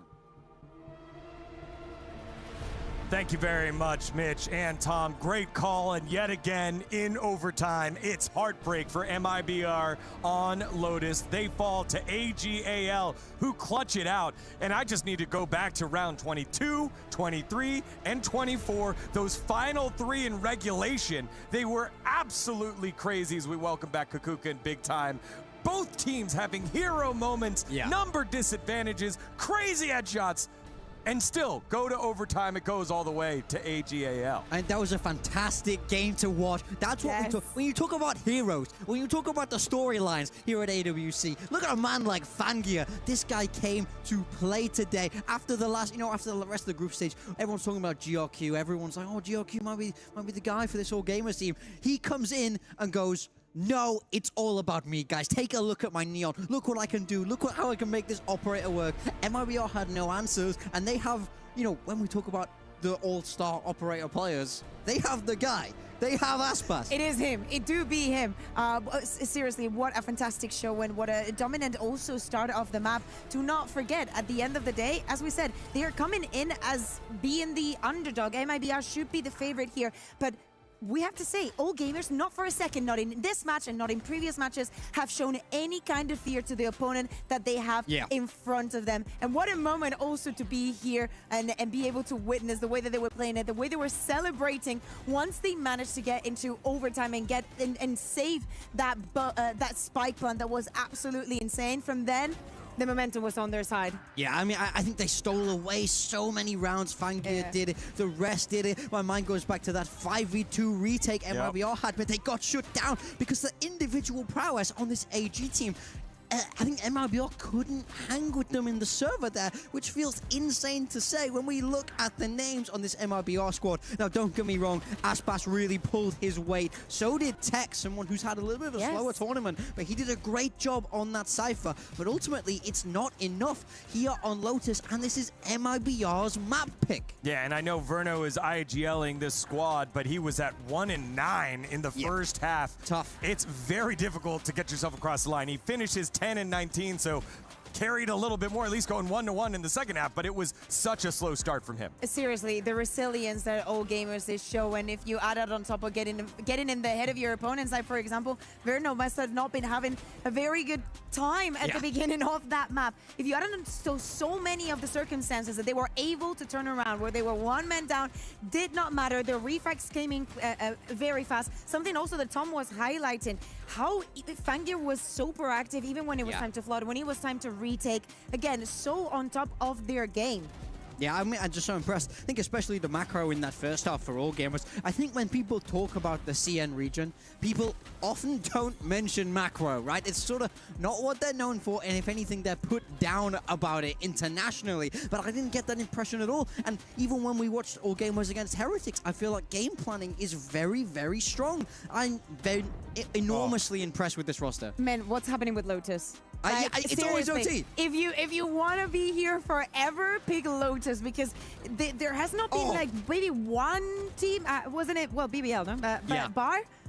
Yeah, there was the play those last couple of rounds there with the 3K that kicked it off, but then Tex clutches it out. And then, of course, the stun during the plant gets the kill, waits out the timer, does AGAL to force overtime. And then Aspas getting this opening kill here in overtime. You're thinking this is it, but AGAL battled back on that round as well. It was a fantastic map of Lotus here. Again, it's All Gamers, so the shooting is going to be absolutely incredible. That is, the show is guaranteed when they are on the stage. It doesn't matter if it's against Team Heretics, now against MIBR. I think that after getting and saving that round, Fangir was like, I am not losing this. Yeah. I can tell you that. These are the type of games that make me love Valorant. When you have those moments where someone is able to step up, be that hero, I love watching it unfold on the stage. MIBR have to find a way to bounce back here, or they will be eliminated from EWC. And as always, like I like to do on my desk, I do the callbacks. And you said earlier, we talked about GRQ, we talked about Shrimp, we gave shout-outs to Kira, but you're like, Fangir is the guy that normally is here for this roster and hasn't had that opportunity yet, but he does so here today in that first map. He showed just how capable he can be. That's what we saw from them at the start of the year. That's what we were all expecting to see in Santiago, but they couldn't make it work over there. The one win, but ultimately not enough for them. But right now, if he can continue this form that we're seeing from him right here, I think his name will become bigger and bigger. One map away from playoffs now. He might have a shot to do this on the biggest stage. KC Academy, what can I say? It's all the talent comes from EMEA. We just nurture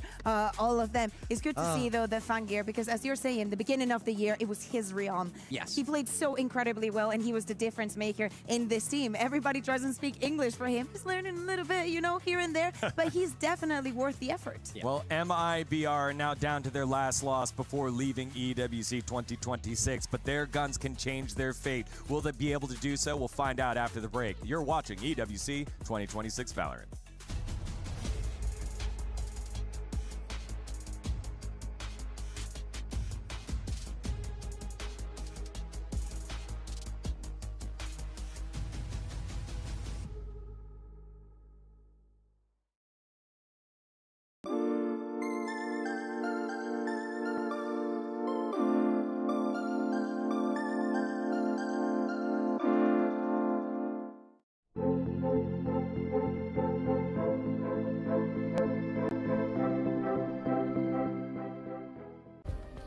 Play is in our DNA. Whenever we let it out, it becomes our superpower. Now imagine an entire city being built to supercharge it.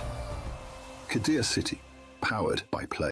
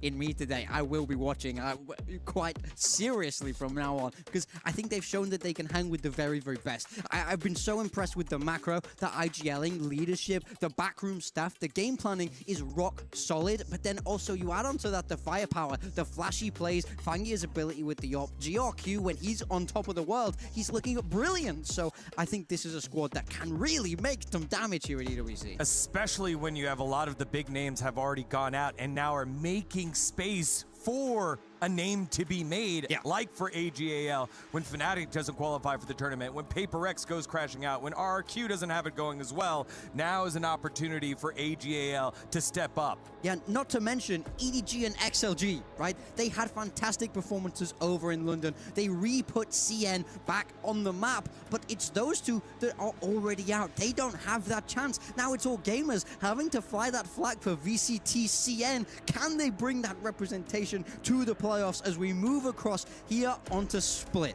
Yeah, and All Gamers decided this, they picked this map, as you can see in the graphic right now for the side of MIBR. They played it last in the qualifier here to EWC versus Leviathan. For All Gamers, they won on it against Global Esports. They already have a little bit of a rep. To me, it has to be about keeping the confidence. We were speaking about GRQ, the cheeky plays here and there. Guys, we need to learn how to open angles together.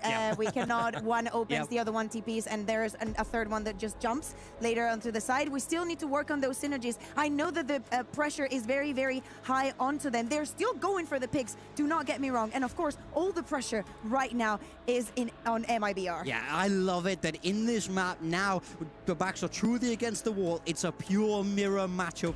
Fangear is going to be head-to-head against Aspas on that jet. Everybody's going to know how to play this comp. You know what the other team is going to want to do. It's all about execution. It's all about who's performing in the server. No excuses left here. A mirror match here in map number 2 as we head on over to Split. AGAL 1 win away from booking their ticket into the playoffs. MIBR got to dig deep. They were close on their map pick, but now have to come up with the upset. Let's send it on over to Tom and Mitch. Thank you, D-Gon. All Gamers, one map to the good, stepping into Split, Tom. This is definitely a step up from them. MIBR, a team that I think almost everybody expects to see in playoffs, but now they're in danger of going out in the groups. Yeah, I think especially when you look at the group that they're in, I think getting to this stage, you put them up against All Gamers, and I think, again, if you've not watched much of All Gamers or only seen the little bit at Master Santiago, you might be going, okay, yeah, they beat one team here and there, but then they weren't able to take anyone else down. Well, this squad is looking legit at the moment, like a lot of depth of talent. I think especially we didn't see the best game from Shrimp, but there were definitely other players that stepped up while he was fantastic earlier in the tournament. Fangear just had probably his best map of the tournament so far. And we look at the other side and like Aspas was still performing well. Tex had a great map. It wasn't enough to get them over the line on their own map choice.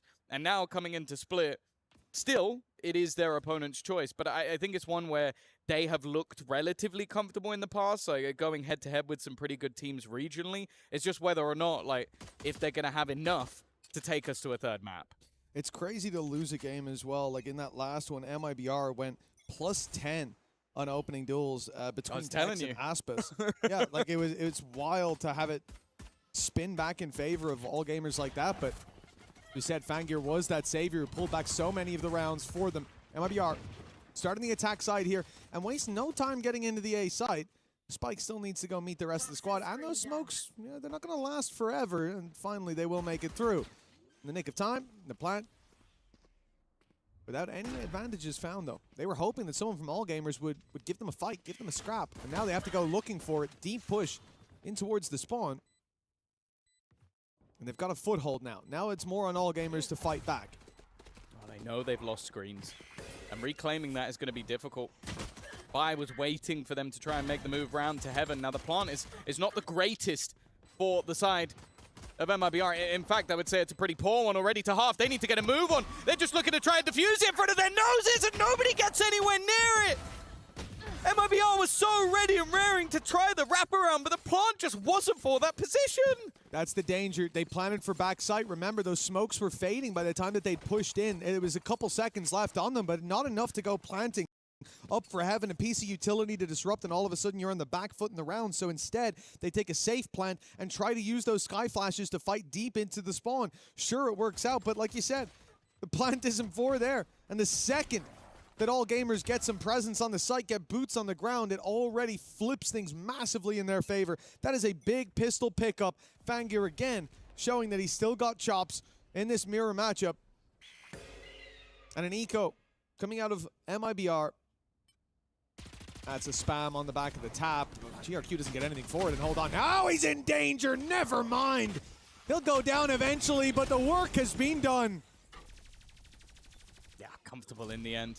I think as well, that one thing I'm loving the most about Fangear is I think there would be a lot of people who go into this game and go like, look at the careers of the players on the other side. Like, these are players that have been to champions, that have won champions, won masters. Like, there's so much depth in terms of who has been there, done that, got the t-shirt. And Fangear doesn't care. Not even for a second. Like, he's like, I'm going to full stick this, and if you guys are nearby, cool. If not, I don't care. Like, it is just a confident player, no matter who he is up against.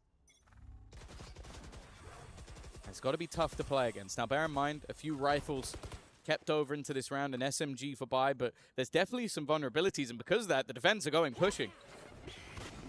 All gamers not scared of their opposition, that is for sure. It's a blitz, but Mizzino is ready. Plenty of backup there. I don't want to see him push that with the spike, and thankfully he does cancel that aggression. Might be time to flee, but MIBR show no signs of running away, of turning tail. Instead, they're looking to fight their way back through. The dog's going to make it awkward. The stun on Shrimp ends his life after one. Good trades for MIBR to start. And the main thing about this is it's dangerous when that low buy comes running at you. It's dangerous when some of your players can potentially be isolated, but MIBR stayed calm and just clumped together to deal with it, obviously with the exception of Tex, who was the flank control. I liked as well that Verna was just happy to go, I'm going to paranoia my own teammate because he's close enough that it doesn't matter and I don't want to die. So clearly happy to hold their ground, and hey, I don't mind it from All Gamers. Like, you got a weaker buy, you got SMGs. I don't even think they had one like full price rifle. So just go for something risky. You catch them, you have a far higher chance to win the round. Also, I think it's good limit testing as well. Like, you do something like that and you just see, what do the opponents do? Like, do they hear react? 4 of us rushing and they instantly run to the A site? Then we know that a little bit of early aggression could potentially push them into our heavier setup if we want. I think it's a really good idea to get aggro, but MIBR contained that aggression beautifully. That's a rifle now, and he's just going to pop the snake bite and run for the hills. Yeah, really not bad in terms of a low buy. You get out with an extra gun.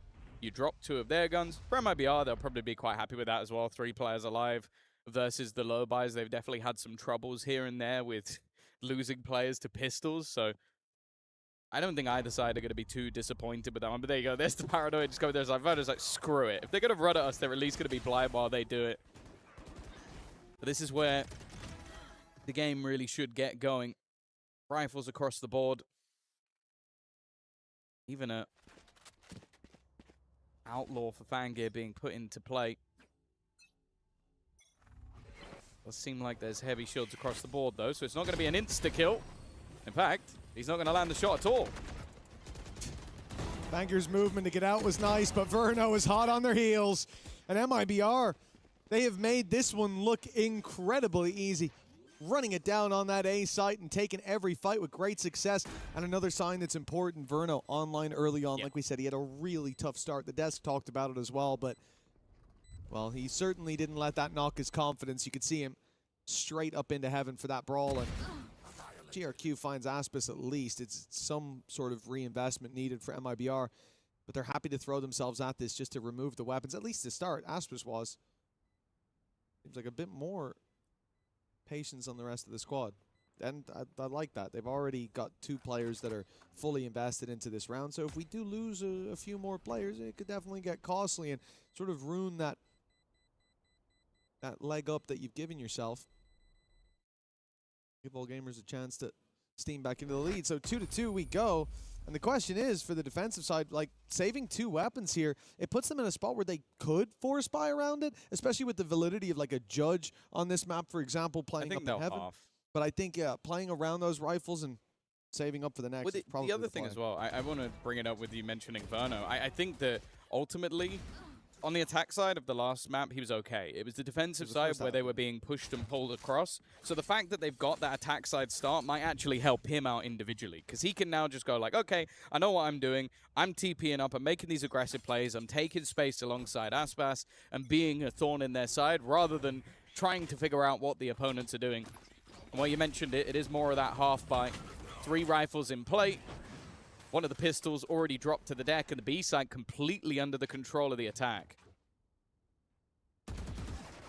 Fangir's trying his best to get a pot shot or 2 off, and indeed a walk up from buy is quite aggressive. Being caught by Aspis for free. Of course, when you have those pistols, sometimes you try to take your timings. Got to catch someone by surprise, but that hasn't worked out this time around for All Gamers. The 2 rifles that they've got left, decision. Perhaps you could carry them through to the next. And they're at least doing that with one of them. Kira's on the A site, and I don't imagine he's going for the latest flank of all time. But for Fangir, he's been good every time. He wants to make it costly, because look at MIBR's credits. Already in an extremely good spot. Winning this round with all 5 alive is going to make this dangerous. The imbalance is going to be stacked against All Gamers. At least they carry that one rifle through. Yeah, and I also want to say I like the compositional switch that came out from MIBR, because obviously you look at it on the other side, it's not like they've reinvented the wheel or anything, but I do just look at these agents as comfortable. Like, I love seeing Aspas on the Jet. I think we have done for years. I think Zekken on the Raze also just gives both of them this more sort of aggressive tandem. I think Verno swapping, I believe, with Mizzino, like one of them now playing the Initiator. They do this anyway, with depending on what the Initiator is, but putting him onto the Omen, we already saw the impact that it can have with him currently being 5-1 on the board. This looks like a very comfortable composition for MIBR. And even just some of the early rounds, the fact that Aspas is, again, he's taking that aggressive space with the dashes and the follow-up. It's very similar to the previous map, which worked great. Like, that was the bit of their gameplay that was fantastic, was when they get the entry, when they get these more direct plays, their execution is fantastic, because the guy at the tip of the spear is one of the best entry fraggers in the world. Now, like you said, All Gamers have been having a lot of success off the back of these timeouts, but this one does feel a little bit more difficult, because on the defense, how it's panned out for them so far has been, well, they haven't gotten to play strong retakes, barring those first 2. They are constantly having to save. They're constantly having to call it off with 2 players left alive, even there in a 3v5, because they only had the 2 rifles. One guy's going to save. They haven't been able to avoid the early aggression with... Sorry, they haven't been able to avoid the early aggression at all, and they haven't been able to deal with it in those heads-up battles. Think about the A-site full buy. It literally looked like MIBR walked into an eco. In fact, I think it would have been more dangerous against an eco, because there probably would have been more players there. So for All Gamers, it isn't just about finding the solution. It's about avoiding that early burst, not losing 2 players in the initial aggression from MIBR, and all the while MIBR now come in and pump the brakes themselves. I imagine they're expecting to see some pointed aggression from the defense now. Okay, we can't sit back and wait. We have to instead fight for mid, or we got to push A main, or we need the info early. But that hasn't been the approach. It seems like they're just taking much more passive positions overall. It might be a change-up because of the operator.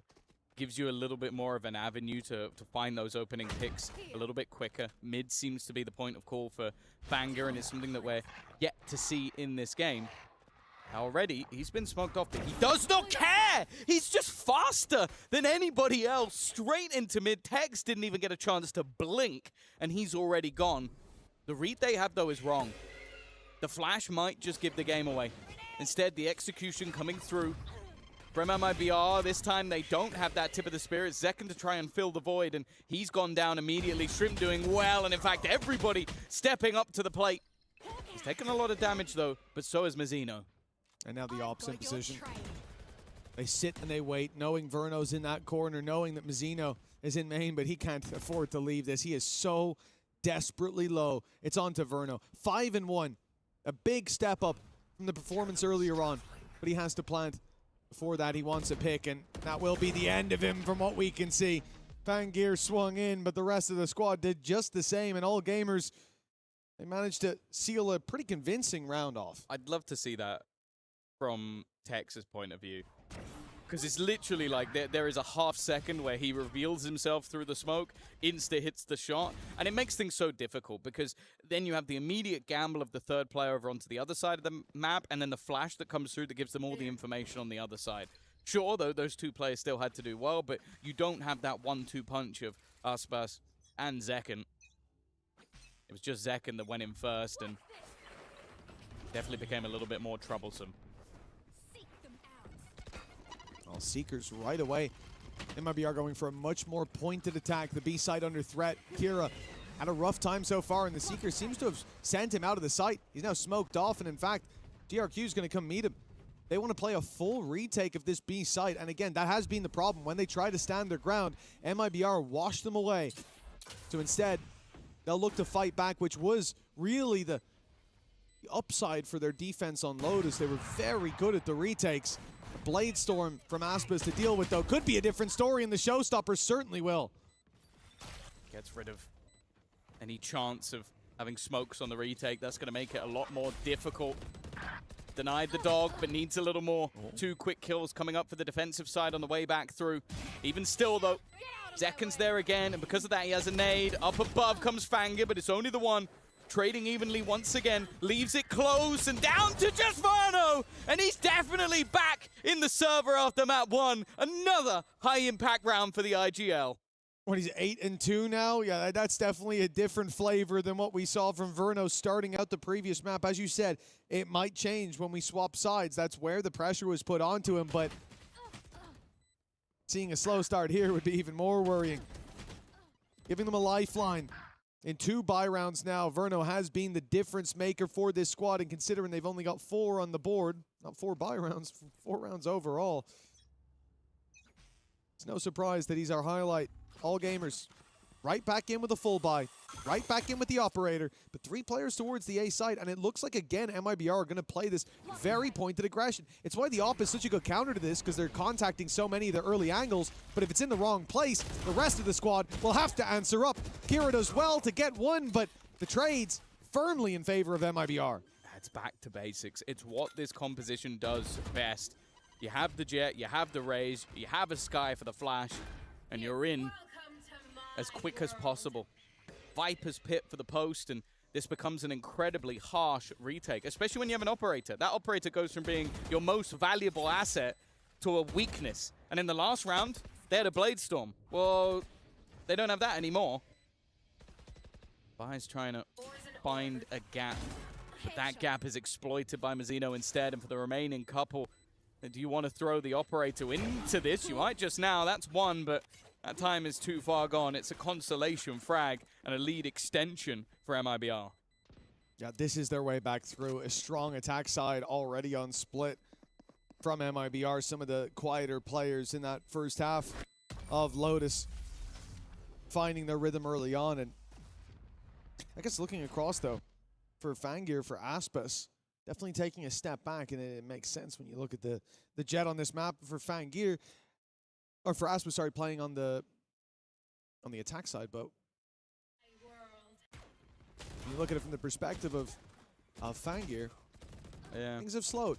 And I do think that, in my mind, that's not so much a danger as it's a matter of time before he finds that rhythm again. Wrong place, wrong time. That's been the issue so far, is when his operator was in position, when he swung mid, perfect.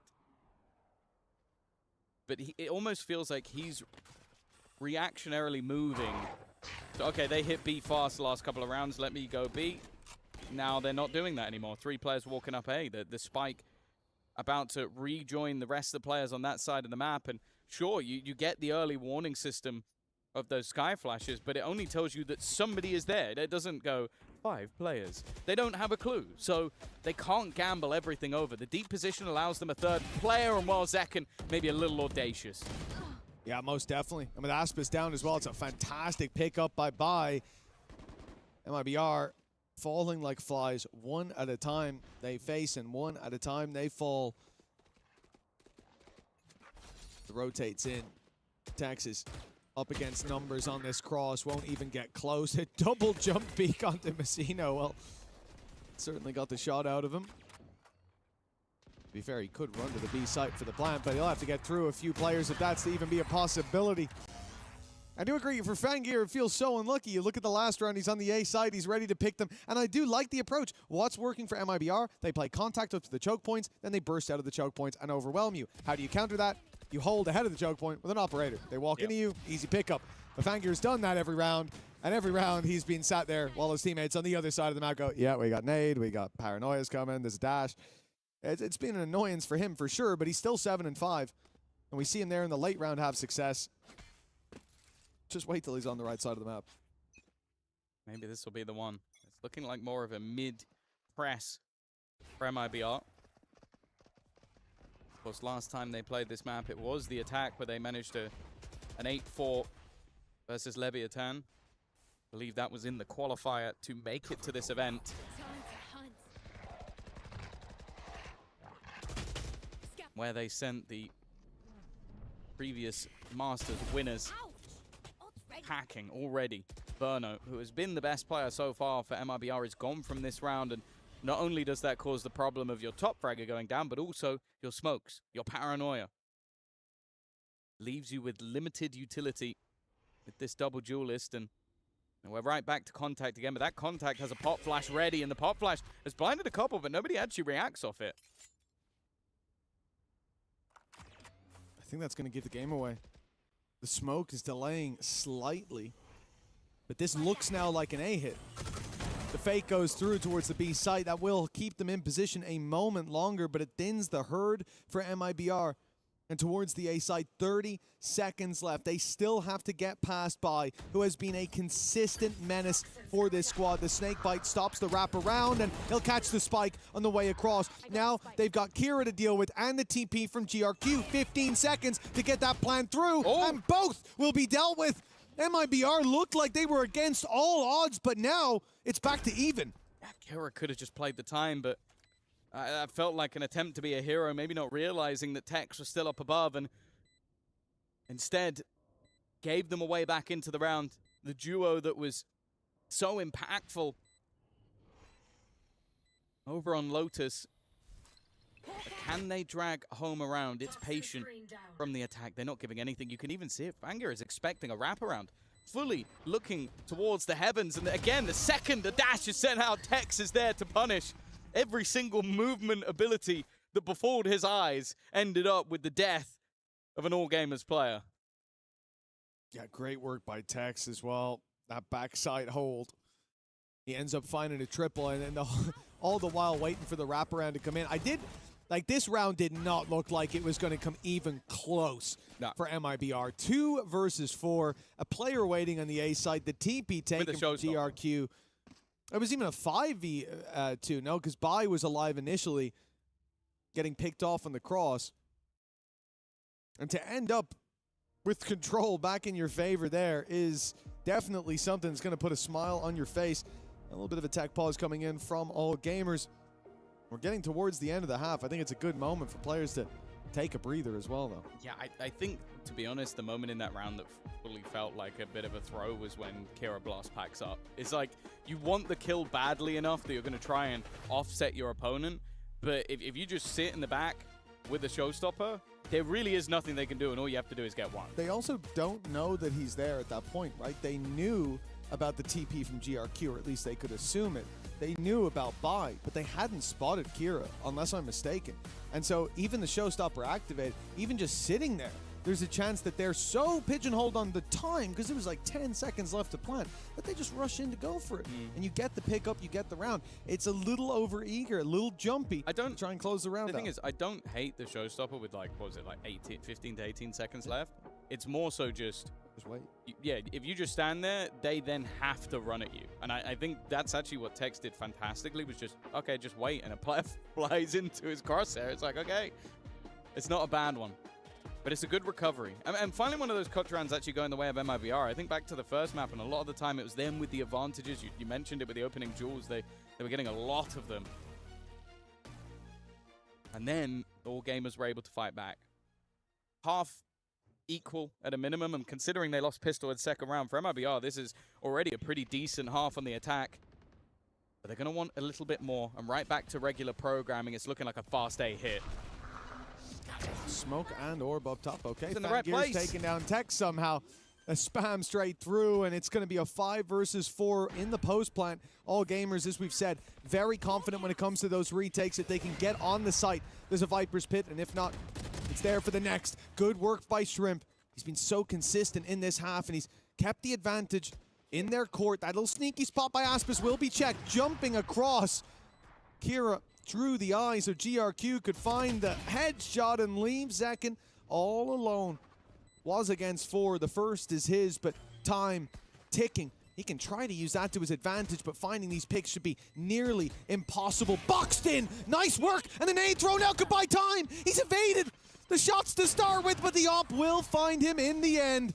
As tight as it will be, there is enough time on that clock for All Gamers to push up to 5. it's a nice attempt in a scenario that definitely felt impossible. And I think you might have been sat there at home going, yeah, these guys are talking an awful lot about if Fangir was in the right place at the right time. And I don't know what they're on about. Well, this is the example. Like 3 kills, an opening kill, 1 on the way back in, and then 1 to close the round. Like this guy, when he is in position, has been a real problem for MIBR, but it is just the all-in gamble every single time of if he's in the right place at the right time.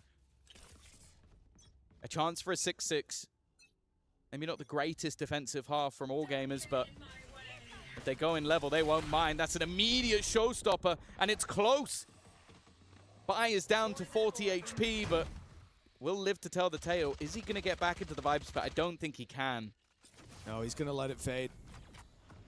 With Aspis holding up close, it would have been a risky fight. The Judge invading with the decay, but Aspis on the other side. Not a gamble they wanted to take. Bai forced back by the grenade as well, but Kira does really well! It's a triple for Kira! He'll fall in the end. Tex and Verno still have some life left to give. But an AWP waiting for an overextension. In fact, he drops it at just the wrong moment, picks up the Judge, and it's a little bit of an oopsie. Now look who's posted on the angle, or who was. It's Tex right down below. He's managed to slip the net. I've got your trail. The Seekers will find him, though. Ooh, that makes it a little bit more awkward. 35 seconds. They've still got time to play with. MIBR are hoping that somebody makes a mistake. That might have been it. A quick double for this attack side. And Shrimp still expecting further aggression. And, well, to be honest, he might be right. They're still not planting just yet. Are they about to try and hightail it to the other side? It'll be very late. No, they want to make sure that the spawn is clear. Another smoke. Another attempt to get that plant in. This one will be stuck, and in the meantime, Shrimp is going to try with the spam and has managed to catch it. That was the planter. This time, Tex now has to stick it all the way through. His opponent gets a chance to reaggress. The orb utilized on the other side, and a sneaky move from Tex to escape and close the round. Again, another nice attempt for Shrimp, but it will be MIBR to go in with a lead at the half. Yeah, I think Tex finishes that one with double digits in terms of kills, and I think every single one was high impact. Verno in the same boat as well. They both stepped up to the plate in a big way during this first half, and MIBR now with a lead at the halftime. That's got to be a big upside for them to bring us to a map 3. It feels like the wind's in their sails, but I won't be finding myself counting All Gamers out. Remember how this started. They were not able to deal with the pressure. Well, that's not going to be the case for them anymore. No, they get to dictate that pace. And considering it's still a close half after them being deactivated in those kind of round 3 to 5, still anyone's game. Yeah, it's worth saying that both teams on the previous map were able to win it out over on their attack side. And then their defense felt like much more of a grind. I think both teams able to, well, in the case of All Gamers, play with the rotations, and on the other side, the more direct entry style was working wonderfully for them. Even still, though, I think MIBR not winning the pistol and coming out with 7 rounds. Sure, there were, I think, multiple either 2v3 or 2v4s that they had to clutch out, but it's definitely looking like a better scenario for them rather than, I would say, in the last map where they needed that 4-0 start to have the closer attack side. Feels like the competition a bit tighter. That was a great round as well. We just saw in the replay from playoffs. And a pistol round could put them right back to neck and neck, considering how the attack went last map. Yeah, as we said, MIBR not out of the woods yet. This pistol could make it a bit more comfortable for the defense. Yeah, they are the only representative of China left. MIBR look to join 100 Thieves and NRG, maybe even G2 later in the day. It could be 4v4 in terms of Americas versus EMEA, depending on how these two last games of the groups go. Zekken is already going to spot a couple, but this is a ruse again. This is exactly what we spoke about when it came to Lotus. You have what looks like an all-in play early, even give information to the other side, and then they have this slow walk-up. It's only going to be the one player. It almost makes me question, are they going to go back again? It looks like they are. This is like ruse on ruse on ruse on ruse. And I can't really blame MIBR for being in the wrong place. Yeah, they're going back. Same as what we saw on Lotus, Tom. All gamers were pulling the threads, using MIBR like puppets. Yeah, there you go. You see it from Mazino go, okay, they are now on A, but now they have a backstab of their Rays and a second one in the form of Shrimp. Exactly. Normally it's Bai who's left behind to play those roles, but all they have to do here is delay. This is the problem, though. If MIBR do go direct, if they go quickly into the site, those flanks won't matter. The position, at least, of the plant is for Heaven, but Aspas and Tex clean up the site immediately. GRQ trying his best to slow them down. The Heaven position needed from Shrimp, but he will not find anything. And MIBR, that's what I said, right? They're grouped up. They're in that clump. So when it comes to the retake, they're not waiting for the guy that's coming from the south side, that's in sewers, the flank.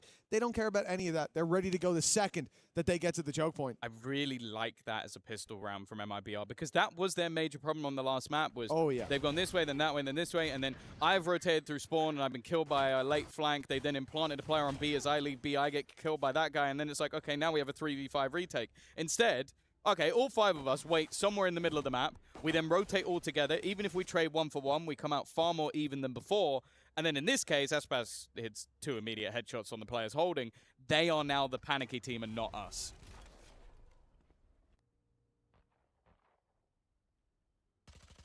It's going to be a full eco from all gamers, as you'd expect. The classics across the board. Paranoia left just to take Fens. It's already a bit of an investment, even with that piece of utility thrown through. And now you've lost Kira. No nade for this round. No smokes anymore with GRQ down. But if they can find another pick or two, it'll be damage done. The thing is, for MIBR, the buy isn't what we see a lot of the time, where like you have a lot of bulldogs, or you even have some players playing low buy for the Vandals and so on. It's SMGs. It's a Marshall.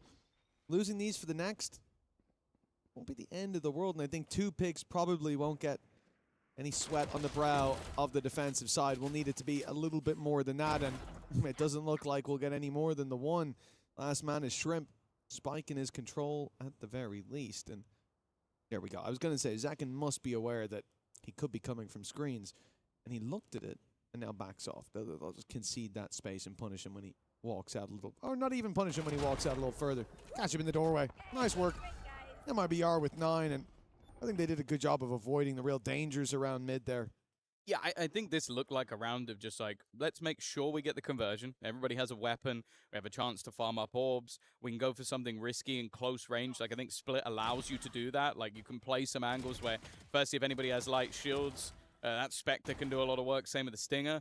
But also, if they don't, if I sit on a tight angle, I have a chance to win that battle. So it means that the likelihood of winning this round is a lot less than if you go for all the rifles. But also it means that you're not going to have crazy costly rounds if you lose those rifles. Yeah, you're not going to have weapons recovered by the opponents that are really that scary up against you. And with the way that the economy's going, they'll have an operator as soon as they want it in the hands of Aspas. 4 light shields. Indeed. For all gamers, there's especially close range. Like, those SMGs are now going to find a much easier fight when push comes to shove. Look how they're set up as well. Initially, there was the attempt of a crossfire in mid, but there is still that setup towards A main. From what we can see, all gamers want to take it in this direction. 2 mid, Spike outside A. It's just clearly going to be a split there, and I think that info should be pieced together by the defense by now. Maybe not. They might think that they've gone back on A main, I suppose. Re-clear of the flash in B. Very soon, all gamers are going to have rotations coming their way, or a flank underway. It's time to pick up the pace. Oh, a tight low angle that's not been cleared. Tex is the snake in the grass. A chance to do so much damage first and the second as well. This gives Aspas an opportunity. Bear in mind those light shields, and that's where the Spectre is all the more deadly. He's landed his shots and left it all onto Bai. And they don't have to peek. They can just wait for him to go for a plant. There's only 15 seconds. He doesn't have much on the clock to play with. He's being flanked as well. There's still a flash available, and he desperately needs someone to fight him. And when they do, Mazzino wins the fight at range. A fantastic round from Tex. And I'll be honest, that duo of Tex and Aspas is not necessarily one. You look at their roles, you go, well, they're not going to play in tandem. But the way they play off of each other is genuinely fantastic. Yeah, and this is the thing. When you leave the clock that low, you're pushing in towards the site. Still, there was like 40 seconds left. They have enough time, but it's that tiny little gap from Tex for him to be able to fly under the radar like that, for them to not have the utility to clear it out. Like, you're pushing towards that A site, a boombot, a dog, something has to clear it, but it doesn't. And that narrow gap left. And that's the thing. Every time that Tex has been in that position, you think of the first half, his backside plays on both sites. Right there as well. You give him a chance, he takes it and runs to the bank with it every single time. For MIBR, look, that last map, Lotus in general has been a problem for them in the last 2 series that they've played, but bouncing back like this, if this is a dominant win, I think third map favor swaps massively in my mind. But I have adored how All Gamers have played the attack so far. I really don't think it's over just yet. Even look at that pistol round. They did manage to sell the fake, but MIBR were too quick on the retake. And I guess that's the other question, is have MIBR adapted to that slow style? Because they certainly had I think they have. The read. I also think as well, the thing I like there from Aspas is the patience. He knows his teammate has a play, he lets him make the play, and then goes for his own. Like, it's good synergy. Well, now a chance to farm up orbs towards the ultimate. Can even see Kira shying away. Does seem like Kira's more of a ruse in this scenario, though. 3 players already taking deep control. Zekken, well aware of the position that has been lost. And the closer they get, the more deadly their weapons become. Oh, nice work from Bai. That's Tex down already. The wall falling. Doesn't go down in time for Zekken to catch them on that cross. But he has called for the rotation. He's heard it. Verno now knows to give up that heaven space. The smoke in to make it uncomfortable, but the dog clears everything behind it. Flashback out could come through, though. Look at this sneaky little position from Mazzino! A triple again! MIBR strike from the shadows! And All Gamers can't quite adjust. The ace might be stolen, but it's all smiles from Mazzino. As MIBR looked to take this in dominant fashion. That was such a nice setup. He got in that smoke just at the right moment, and no one was looking his way. Yeah, maybe not a round that you expected to need a play like this, but I don't think it's going to do any harm. And that's the thing. Like, you're able to come back in moments where it looked like it was about to slip away. And 11-5. They're now far and away from All Gamers. And from that map 1, a map that ended in overtime, a map that showed the caliber of players, but their own map choice of split is looking like more of a blunder. Now, the operator purchased up for Fangir, him being 1 away from Bladestorm as well. Gives them opportunities, but his counterpart in Aspas has also bought up that operator and is also 1 away from the Bladestorm, so swings and roundabouts. Minute 5 on the clock, and the AWP now rings out, but the shot doesn't land. All Gamers at least know where that is now, but what to do with that is the question. 55, and they're spread in the default. Mid, off limits with the Viper's Pit. A with the AWP. Guess B seems like the easier choice, and it was moments ago. But that's changed now as the Seekers confirm players towards the B side. Aspas on his way. The operator will be here by the time the push comes in. And mid is still very much defended, for the time being at least. Tex waiting with 2 players on the other side. They're invading the smoke. They're looking for this fight, and they found him. That's a huge pick from Bai, but Aspas being in position, deadly as ever. The blade's drawn, but he's put to bed. Trades for now, keep it workable for All Gamers. They'll even get the plant, and that all being dropped, it might be the mistake that cost them the round. Leaves it on to GRQ.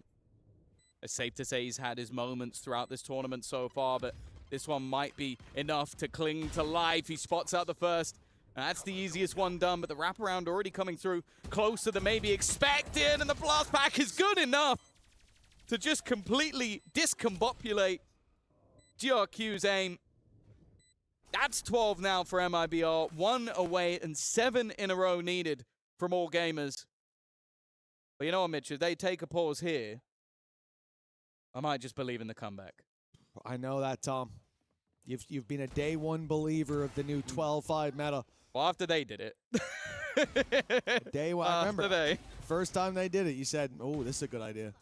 This is exactly when I want to see that one. Yeah, no, the first time they did it. No, sure. But no, there's not going to be a timeout here. No moment to breathe. Instead, perhaps Ascent is on the horizon for MIBR. What a resurgence. A dominant map here, the choice of All Gamers, but I doubt they'd choose it again. Bangir. Blade Storm is good for one. A clean opener. They should get the plant off that. Where, with no ultimates online, a post plant and a Blade Storm makes it quite difficult to break back in. I am looking at Tex as maybe the one player that has a gap. It's how long that gap stays open for. How long does GRQ face the wrong way? Well, the entire time. And Kira actually hasn't reacted either, just moves into the corner instead. Not wanting to rush to take that fight, but Second has just saved his teammate. That couldn't have been better timing. Fangir, though, seemingly had enough of the blades, wanted to go back to the SMG, and well, either way, whatever it is, it's working. Verno left to try and fight versus 3. It's going to be Shrimp to close.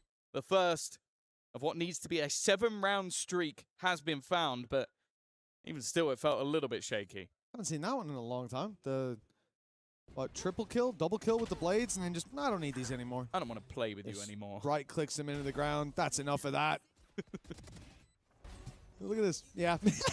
I guess he expected the re-swing from bottom ramp, so he's pre-firing it with the right click. I like it as, yeah, pre-fire or right click. Like, yeah, maybe back like in 2021, that might not even land still. That looks so funny. Well, 6 rounds in a row, it's a big task. Up against a squad like MIBR, players like Tex, like Aspis, showing up in these moments when they're needed the most. They have delivered.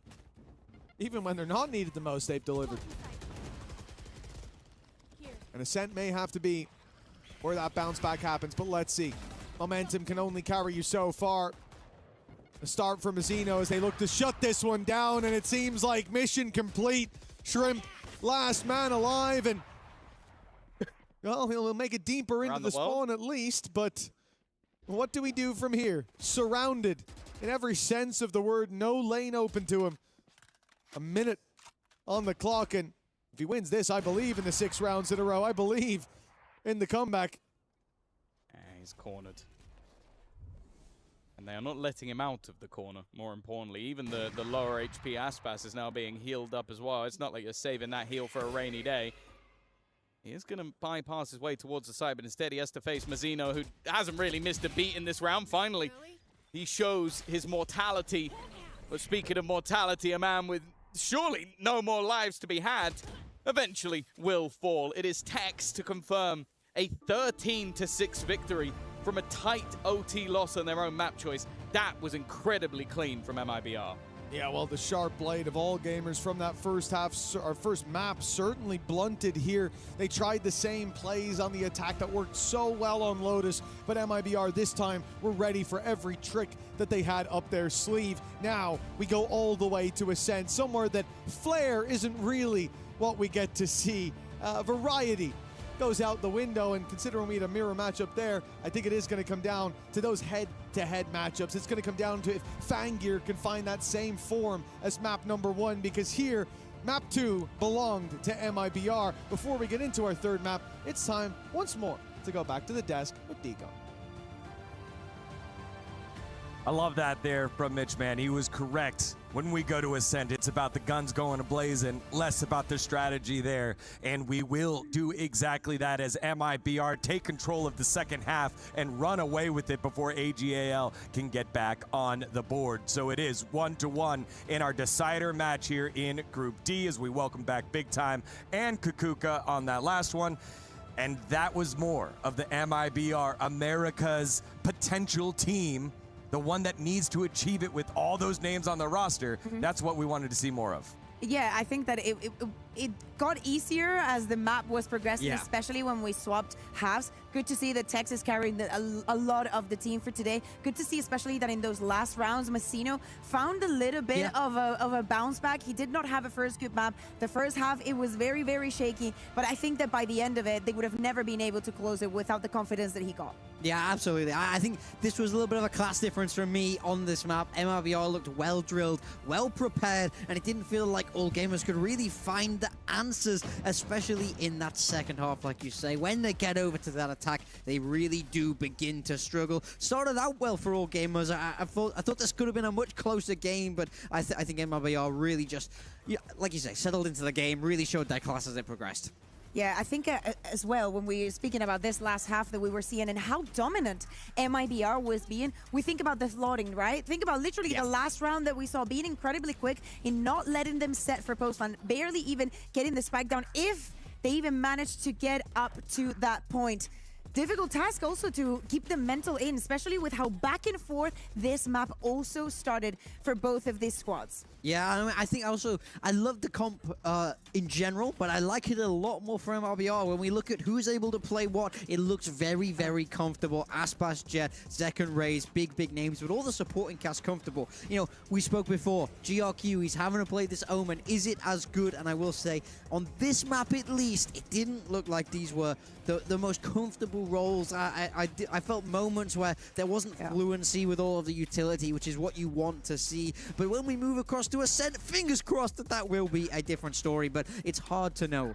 Yes, and on that Ascent, GRQ did play Phoenix, topped the lobby, 300 ACS+. You were waiting all day for this. You were waiting all day for this. The young kid GRQ on the Phoenix. Yes. I know Kira is normally the duelist, but please give him the opportunity to do so, because that's your tournament lives are on the line. We've seen what he can do. I think there's even more interesting things to talk about when we talk about Ascent. The end of the day, they are in the same group. Both of them played Ascent against Heretics. The results very, very different. And MIBR, the thought that they found a weakness to exploit, and Heretics that definitely bounced back on that map the second time that they played it, having an almost flawless defense against MIBR. For the side of All Gamers, RCRC playing with the duelists, having GRQ almost doing everything that he wanted to. It's going to be definitely an interesting one for the decider. Yeah, I will say for MIBR, though, winning this map 2 in pretty comfortable fashion is exactly what they needed to get themselves back into this series. There's no more doubts about firepower. They got outshot in map 1, in my mind, but map 2, they dealt with it very, very easily. So they will be the ones moving forward with that momentum now, taking away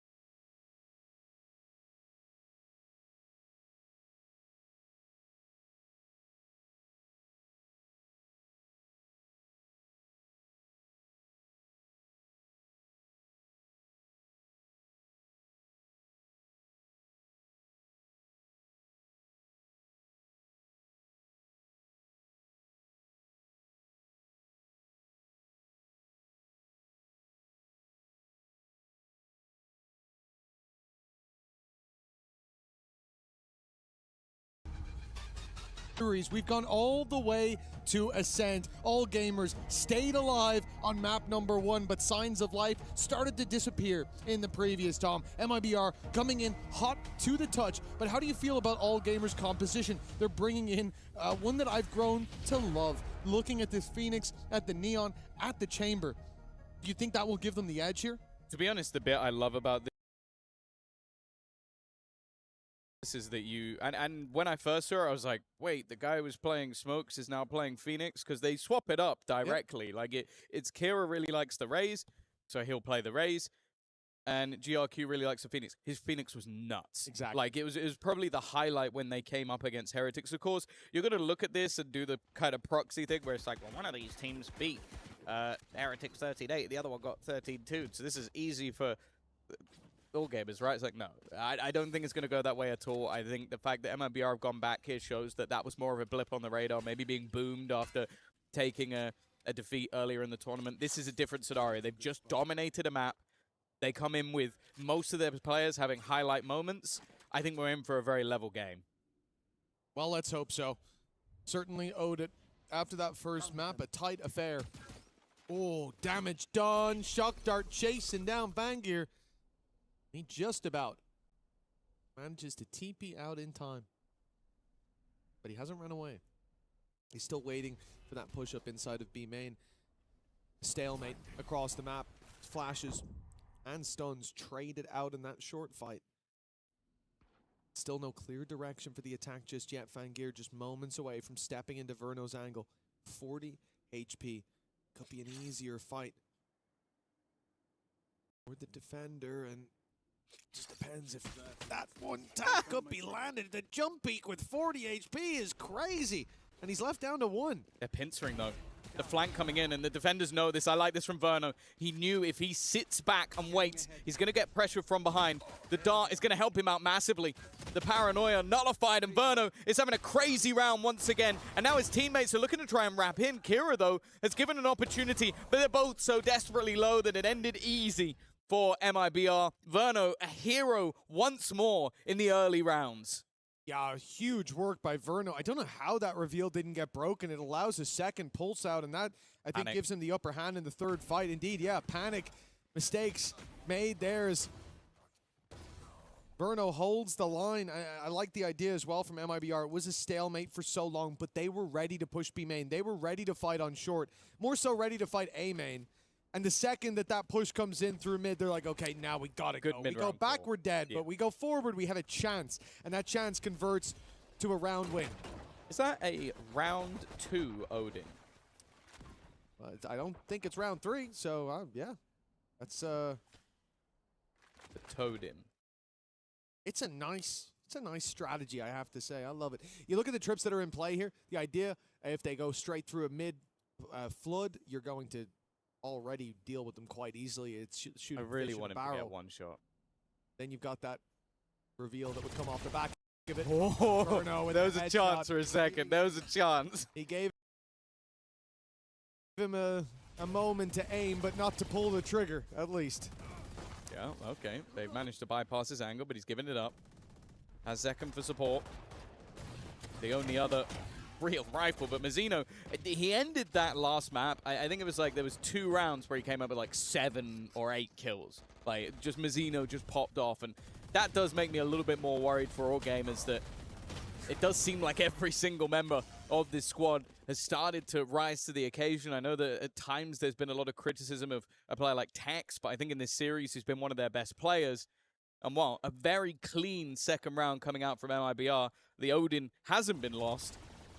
And we'll be coming back in to what is a bonus round, which, I'll be honest, you don't normally see an Odin in a bonus round. No, you really don't. It's a problem to deal with. It is a different setup, though, from MIBR. This time, Odin's going to be sent towards the B side. Again, it's going to be that heads-up duel with Vangear, who has lost 2 in a row, which I wouldn't want to fight him at this point. Not feeling the odds that he loses another, but hold on. Aspas is walking up on him, and there it is. Vangear landing the shot. Fool him once, maybe even twice, but an old saying in Texas. I know it's in Tennessee, maybe in Texas. A chance now for 3 for MIBR, seeming less Sorry, what's likely. the saying? Fool me once.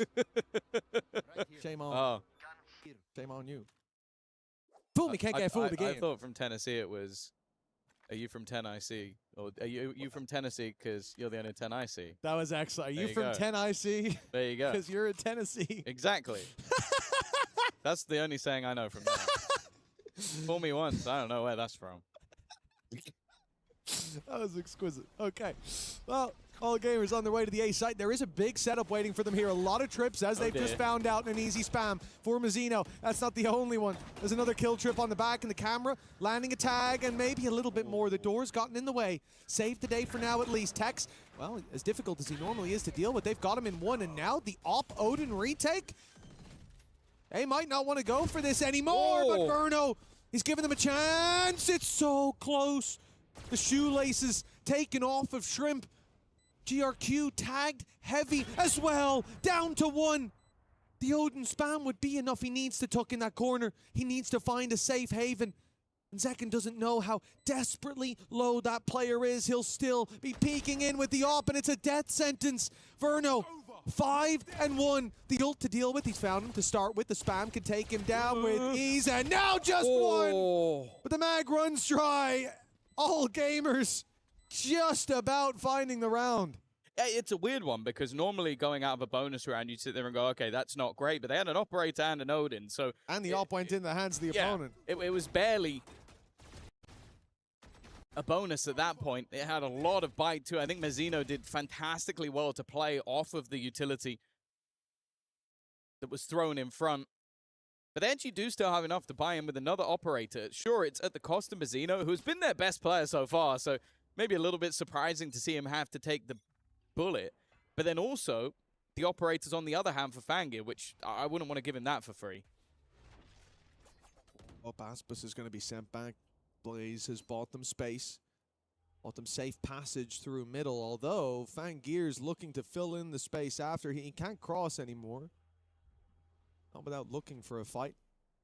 So short's going to be his responsibility. All gamers gearing up for an A player. If he pings him, then there's a chance that you could maybe get the kill with a wallbang. Instead, it's going to be the Hunter's Fury thrown out, almost seemingly off nothing, and that's an early double for Verno. He's been playing incredibly well so far. And 1 and then out, and in fact, no, Aspas feeling confident, goes for the repeat, the swing off his contact from Tex, and this trap setup has worked, well, I want to say more than perfectly. That is as good as that could have gone. And this has been the case. Looking at the last map, you said it, it's an unusual pairing, but Aspas and Tex get so much work done together. Kira, you are dead to rights here. Big stun landed. But that Tex cam was just enough for the contact of the Hunter's Fury. Because you've got to be sat there as the attacking side going, why the hell have they randomly popped top mid? Who Hunter's Fury straight into top mid? But it's because they could see them on the cam. Like, he's able to get just that little pixel of information and go, look, there's guys here in a narrow laneway. If you line this up, you're going to get a couple of opening kills. That's really lovely stuff coming out from MIBR. Yeah. A sneaky little play that ends up sending all gamers down to an eco. Round number 5.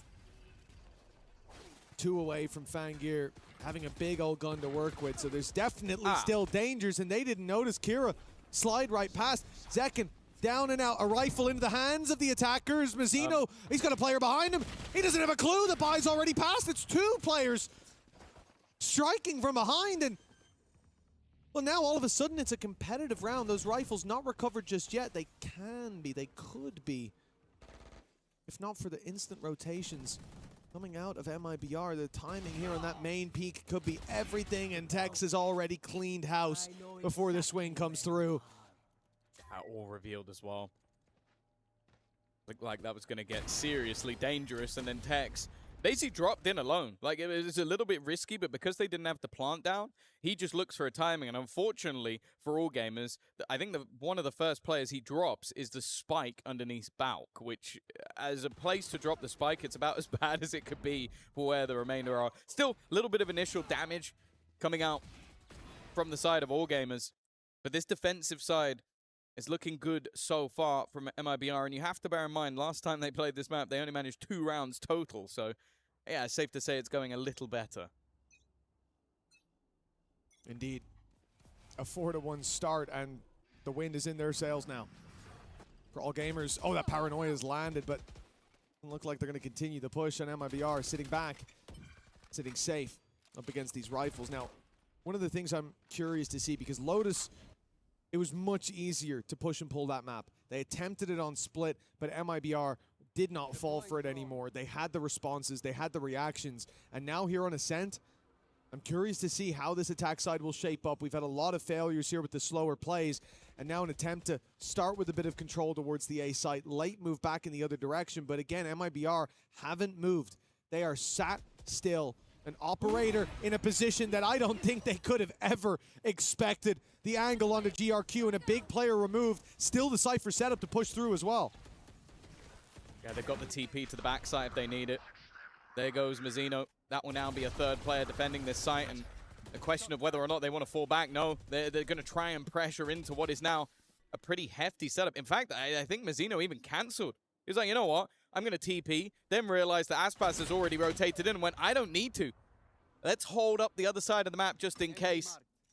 A player tagged up as well. They know exactly where they are, and they've got 20 seconds, Mitch. Well, I think Mazzino would have committed that TP if not for map number 1, if not for the attempts in map number 2. Like, you see that push, you see it stagger for a moment, you think, okay, but the others are outside my site. I'm going to fake the TP across, they'll push in, we'll clean them up. This time it was a more direct play from All Gamers. The problem is, as they decide to save, they're not allowed to. Zekken, one side of the trash compactor as the walls close in, a couple seconds left, and I guess we'll never know if he saved the weapon. That's how it goes sometimes. That's life. They did celebrate very quickly, so I'm say. going to assume they killed him. Hi in April. I'm going based off Drop down purely in May. celebrations. No one wants to hear that. Yeah, see? And we still will See, there you we'll go. never know. No, we know. I guess we'll never know. We know. He doesn't have a gun. We definitely know. Might drop them. See, as said, my read of body language drop them and before- celebrating. They're looking to try and almost sell fakes. It's failing. They can't hold on to mid. They're losing it to the operator and set trap plays. Bono's in form. We've seen Mazzino have a decent couple of rounds. Tex has been fantastic throughout the series. And the funny thing is right now, Aspas and Zekken are at the bottom of the board. They haven't had a whole lot to do in this matchup. Now, one thing that was building up into the last round were those ultimates. Shrimp, Bangir, and GRQ have weaponry to play with, but can they make something work here? Oh, GRQ, as you said, just being a little quiet, a little missing. This time picked off from the side, but it is only the ultimate that's taken down. That trade good for the start, but enough to finish. Aspas has opted him through the floor. The convergence path goes through. The spam is fantastic, but hold on. GRQ and Kira, they've got some life left in them. Caught by the ult they might have been, but they fired back at the start. Now it's Kira. Alone, he was getting some great shots in that first look at second. So quick to walk through. Kira could never expect that level of aggression. And for MIBR, a 6th round locked in. There was definitely a bit of danger there, but considering the ulti's thrown by the other side, that's just fine. Yeah, they throw in the running back even while not having a weapon into the hands of the player using it, but it was basically just take space, try and trade. That wallbang shot that came out from Aspas is just disgusting because Zekken is dead. If he doesn't hit that, he's dead, and he's the guy who ends up cleaning up the rest of the round. Tex continuing to be a safe pair of hands, and the problem is you look at that round and go, hey, it was a low buy. They use Tour de Force, they use Overdrive, they use Run It Back, they use Hunter's Fury. That is 4 ultimates committed to 1 round, and it doesn't net you a win. That reveal, sending him scurrying. Look at the push up from Aspas. Aggression cancelled by All Gamers for a moment. Now they start to fight inside of B main. Aspas loses his TP back. He's a player pushed out on short to help him. The drone is going to send him flying. Dash out, but now look who's stuck in mid. Mazzino has to stand his ground, has to stand tall, and that he does. A double kill on the Phantom. They were so pigeonholed on trying to deal with Aspas, they forgot that he might have had help. Even still, that is Mazzino over-delivering. Yeah, 100%. You're supposed to keep him alive. Instead, you've taken 2 bodies in response. That's got to be infuriating. As said, this is the best we've seen MIBR look so far this tournament. Sure, they had those blowout games initially, but everybody can have a round, can have a moment. And that's exactly what they're doing now. Aspas, the man who was saved, has dropped the spike into middle. The remaining two players are running around like headless chickens. They're having to try and just get that spike back, and instead they are caught from every single angle. 7-1 in the lead. MIBR are running away with this. Yeah, things have really changed since that first map where throughout the entirety of it, All Gamers were competing, or even at times, especially on the attack, looking like the better squad. Lose opening, down. win round. That was how it was going every round. It was, I think, +4 overall for the team, but you had 2 players combined, +10 in opening duels on the side of MIBR, and they lose that map. It was Aspas, it was Tex, putting up numbers. All Gamers dealt with it every step of the way. Now GRQ goes on to a favored agent, and still, we're not seeing that flare. Well, the reason it was close was because Mazzino was 0-6 in opening duels. And now he's in the argument for being their best player. Like, if you talk about a turnaround, he just single-handedly destroyed them in that last. And well, when you're 7-1 down and this is the purchase, no ultimate still. And look at the pressure that's being put on. They've eliminated Fangit. Now, what I will say is that is the delivery of a fairly hefty upgrade in terms of weaponry. They get to keep the rifle and then get given an operator. I don't think that trade was worth it. No, normally you're going to see players drop that up first, go in with the shorty, and then refract back. Of course, Aspas is feeling it at the moment, is the best explanation I can give. 7-1 up, but a little bit overzealous. Up against an eco, downright silly. But that's Great what happens delivery when you've got this. though. Oh, yeah, absolutely. Honestly. That's Aspas delivery. You'll get more than you bargained for. problem is, they still need to push out through this, and breaking in with the operator of all weapons might not help all that much. The Odin on the choke, the spam from both players catches by. He tried to slide through, but so many bullets came his way, it didn't matter. GRQ having to recover, another spam! 2 players through the smoke on this initial push. GRQ tagged low again, even after his heal. He's on 23 HP, and they've barely any time left. This plant should be impossible with an Odin still in play, and it will be. Time running dry. And chances for All Gamers are running out. 8-1 in the lead are MIBR. I always find this when I watch Verno that he looks like a player above his age. Like, because in that moment, you could forgive him to go, oh, if that guy's fought like 3 of my teammates, I can probably just go in and kill him. But he's like, nope, I'll wait 4 seconds, and then it's like 3.7 seconds. He's like, and now I'm fighting. Because I know that he can't plant the spike anymore. I'll just sit in the back line and make sure this round is over, and then I'll be a little bit greedy with the kill. It's just smart stuff that basically makes it impossible for GRQ to get anything. Sure, he's got that run it back online. They have been farming up those orbs from all the way through the game, but we are yet to see that same heroic play that he was pulling out versus Heretics. After a very competitive first map, it does feel like these last 2 have left something to be desired from All Gamers, the last remaining hope. Joke's over. Of CN, here comes the ult. From GRQ, it's delayed for a moment. Flash lands nothing, reveal is there, and it's shut down right off rip. Dive through, bye-bye, no one's with them. And bye-bye indeed, it seems, to All Gamers. We need someone to step up to fill these shoes as players drop across the board. Zekin's on 10 HP, and he survived that fight. Shot back for the kill, and with 9-1 on the board, is there any hope left for All Gamers? Okay, that is the second round I've now watched where Zekin 100% should have died. He was so, dead to but rights. bear in mind, they knew he was in that corner since the run it back. So that was when they still had their entirety of their team online. They then peek him from short as well, while swinging him at the same time. He ends up with 3 kills, and then the 4th player that runs in just goes, nah, I'm killing him, and just runs full swing, and it gets killed by Aspas because he's so tunnel visioned in on just getting a singular kill onto Zekin. Just look at the scoreboard. I think the bottom fragger right now on MIBR has 9 kills. There is nobody underperforming. And this is the team that was promised. This is why at the beginning of the year, you're almost laughing at the fact that Zekin has managed to go and join Aspas on the same team. You're almost looking at the fact that they've held on to Verno and built this superstar-studded roster. And it's not quite delivered, but when it does work, this is what you get. It feels like they are fighting a literal war, and everything they do, they just run headfirst into it.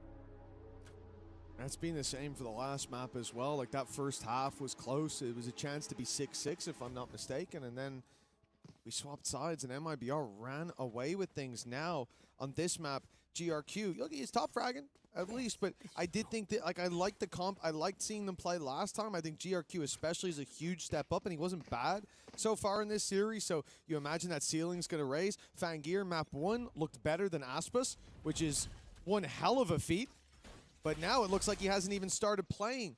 Indeed, nobody had. They've got one round on the board. 9-3, the best scoreline that they can hope and pray for, and even then, the Divine will have to answer for them to have a chance, and perhaps he has. Aspas has made a mistake. He's missed a shot. A rare miss on one side, but then an immediate filling in of the blank shrimp. Tries on the wraparound, but look how confident Zekin is! He's running at them! Oh! And maybe he shouldn't be. Fangir, quiet so far, but now a chance against one of the world's best. He's got nothing left, though. He's down to just a classic. He used his last Headhunter bullet just to try and escape.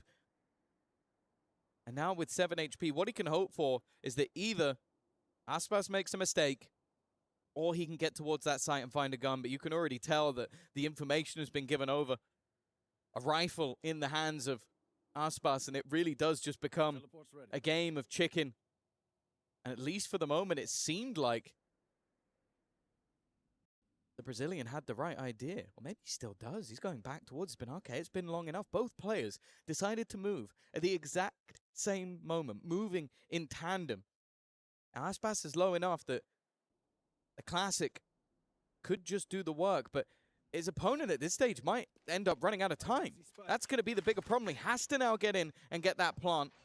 And in fact, Aspas was starting to believe that this was a move towards the other side of the map. Instead, now, he's got to go running back towards B. And there's a TP available for Fangir, but he's not going to take the risk of even placing, and he doesn't know how close Aspas is. Of course, Aspas went to A thinking the spike had maybe been taken. He hadn't seen it for so long. As time ticks away, the info not yet given away. Aspas, he'll break the trap. He'll step forward as Fangir swings in, and Aspas lands the shot, digging a hole deeper for All Gamers, burying them under round after round. This attack side, they may end the half with one. It's looking more and more likely as they go by. An incredibly nice attempt from Fangir. This round shouldn't have been particularly close, especially after Zekin put him so desperately low and just seemed to have it dead to rights. This correction with a singular bullet left seemed like it might have been enough, but in the end, the final boss, look at the scoreboard. 11, 11, 11, 11, 10. Like, there really has just not been a missing piece to the MIBR puzzle. And, well, Zekin's getting more and more confident. In fact, this is a just sheer rundown. Bai is having to just try and hold on for life, and even an escape route doesn't exist. They are being surrounded, choked out, and they think maybe, okay, is this the open site? Is it the one that nobody's holding? No, it isn't. There's still one, now two, now three and a fourth. Wrapping round, and well, it was Verno to close 11-1. The team that faced off against GE is showing up once again.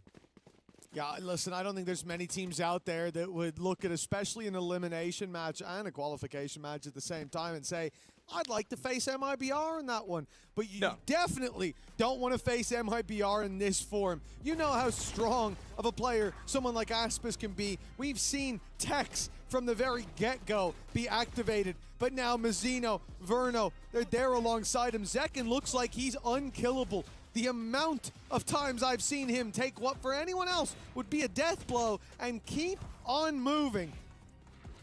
Even at times having Aspas as his savior with the op wall bang. I'll be honest.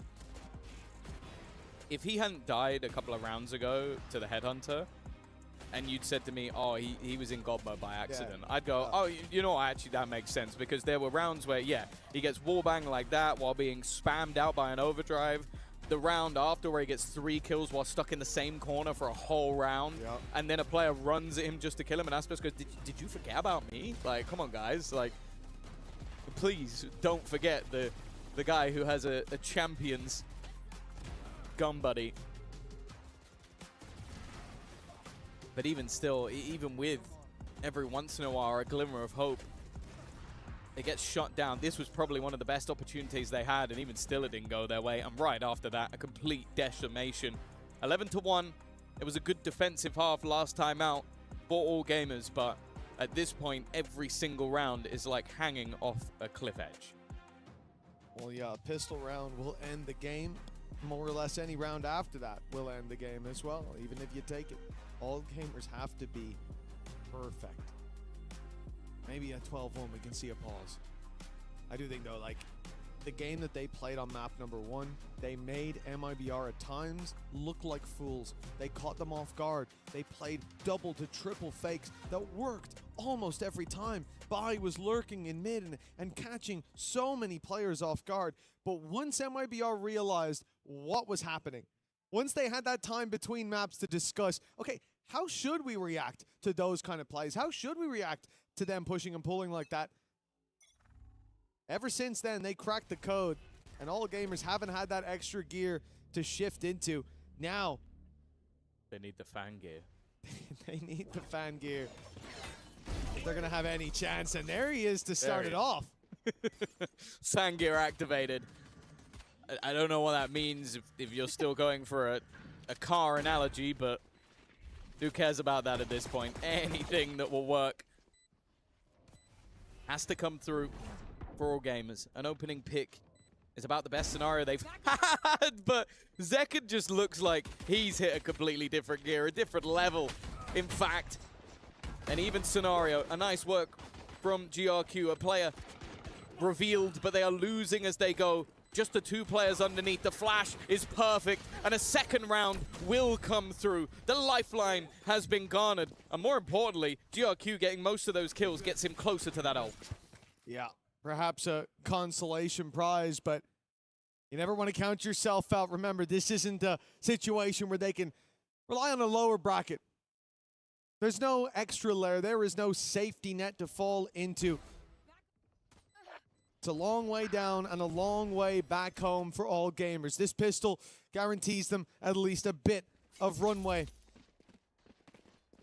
I was waiting to see if, as confident as they feel, they go in for the crazy force buy here, but MIBR are looking to get this over as quickly as possible in a more conventional way.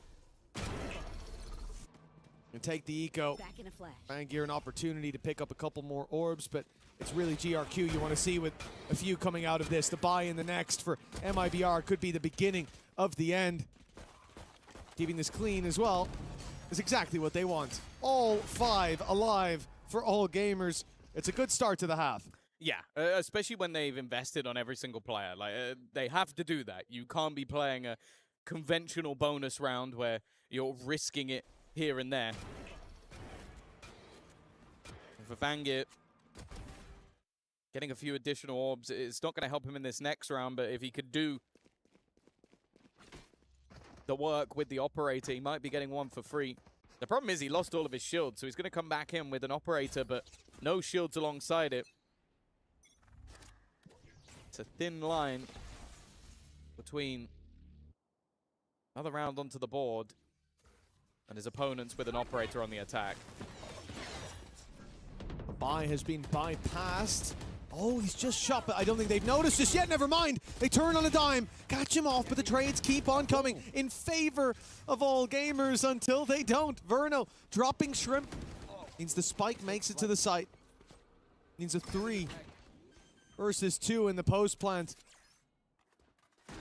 And there's not much to help All Gamers get back into this. The operator would love a pick, but I think they've spotted it now. They've seen that big gun. A paranoia for Kira can perhaps, in fact, it could catch them all if it's at the right angle, but waiting to get into position before it's fired through. It'll find one towards the backside. Clean pickup on Aspis, but Tex was not blinded by it at this point for Fangir. 11-3, you need the round, but the time should be too far gone. And by now it most certainly is with 2 left to get. It's all about orbs. It's all about punishing the attacking side, making it costly, but nothing to be found. No op saved, and 3-piece for Verno gets 12-3 on the board. The beginning of the end is here. Yeah, maybe he thought there was no way out, but I think at that stage, saving the operator holds so much more value than a singular kill. Like, that round was already over, and definitely mistakes starting to creep in a little bit more. I think Shrimp walking back into the site after they've already completely lost it, it just seems panicky. And you can understand why. Their tournament life is on the line. The last representative of VCT China. And it looks like America's might be getting one more team at least in towards the playoff stage. They are, however, a man up for now. Not a bad start. A man to the good. Zekin down as well, the immortal man. He bleeds. Finally. Early pickup, but still some weaknesses here. They're certainly not out of the woods. Paranoia Prime fired through, caught one, but not the second player. Luckily, Aspis is quick to get out of there. He heard a shot coming at him from behind and bailed. Bai's now rotated in to help the squad, and Spawn still cut off by Kira. With the flank up by Fangir, All Gamers have MIBR boxed in with a man advantage to play with as well. This is looking set for 12-4. Yeah, they've got to run it back if they need it. GRQ sat at the back of the site, and that's exactly what he's going for now. Just try and make things even more awkward for them, even just a singular pick. But no, he's denied by text. The problem is, should now know that there's a decent amount of players at the back of this site. Aspas desperately low already. And Bai will hold his ground. The move towards the other side of the map doesn't even seem like an option anymore. They've only got 15 seconds to try and make this move. And although eventually we'll see a player lost, it's not going to matter too much. Although, if he got that TP off, there was a chance at a plant, but Shrimp made sure it wasn't. Yeah, they just got there in time to take him out before he slipped into the shadows. Another opportunity for the streak of rounds for a legendary comeback against some of the best that the world has to offer for All Gamers. They proved themselves on map number 1. But this task, it seems too tall for any team to make 8 rounds against MIBR in a row from this point forward. Tour de Force online for Fangir. I don't think he's going to be saving that for the next. I don't hear it popped. Yeah, I think with the fact that they don't have the credits. Yeah. Lose a player or two and the panic will kick in, but the Outlaw's perfect. Yeah, all of them are one shot to the Outlaw anyway, but except Aspis. Interestingly going for that hero gun in this round. He's heard them, right? He's heard them, right? He's heard them, right? Oh my God! What is happening? They were stepping for the last 5 seconds. The man's deaf. He's unplugged his headphones. It's a 5v3. And Aspis has got by. The dawn of this series looked so bright for All Gamers. They pushed MIBR to the limits, but as dawn turns to day, a dark night on the horizon for VCTCN. They are going home, and MIBR push through the playoffs. It seemed like it was going to be a worrying day for MIBR with that first map. They had themselves in a pretty decent position, and then we saw the fight back from their opponents. But on map 2 and map 3, this is the MIBR we hoped to see here at EWC. A brilliant performance, adaptations in map 2 and map 3. Honestly, it could have been an email. That was so quick with how they were able to get through their opponents. They look very, very good in this matchup. Oh, they absolutely do. What a bounce back. I mean, All Gamers' plan on map number 1 worked to perfection. Their preparation paid off, but the adjustments from MIBR were there. From the second we stepped into map number 2 on Split, we saw those issues fixed. In the pistol round, MIBR were ready for what was thrown at them, and from that point forward, it became more and more dominant. But this last map, it shines a light to just how strong MIBR can be. A big team now, locked in for playoffs.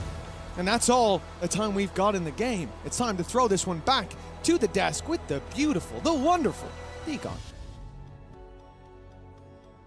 Thank you very much, Midgeman, as it is MIBR Los getting the job done here against AGAL, and as he so eloquently said, crushing the hopes of a VCT China representative in the playoffs.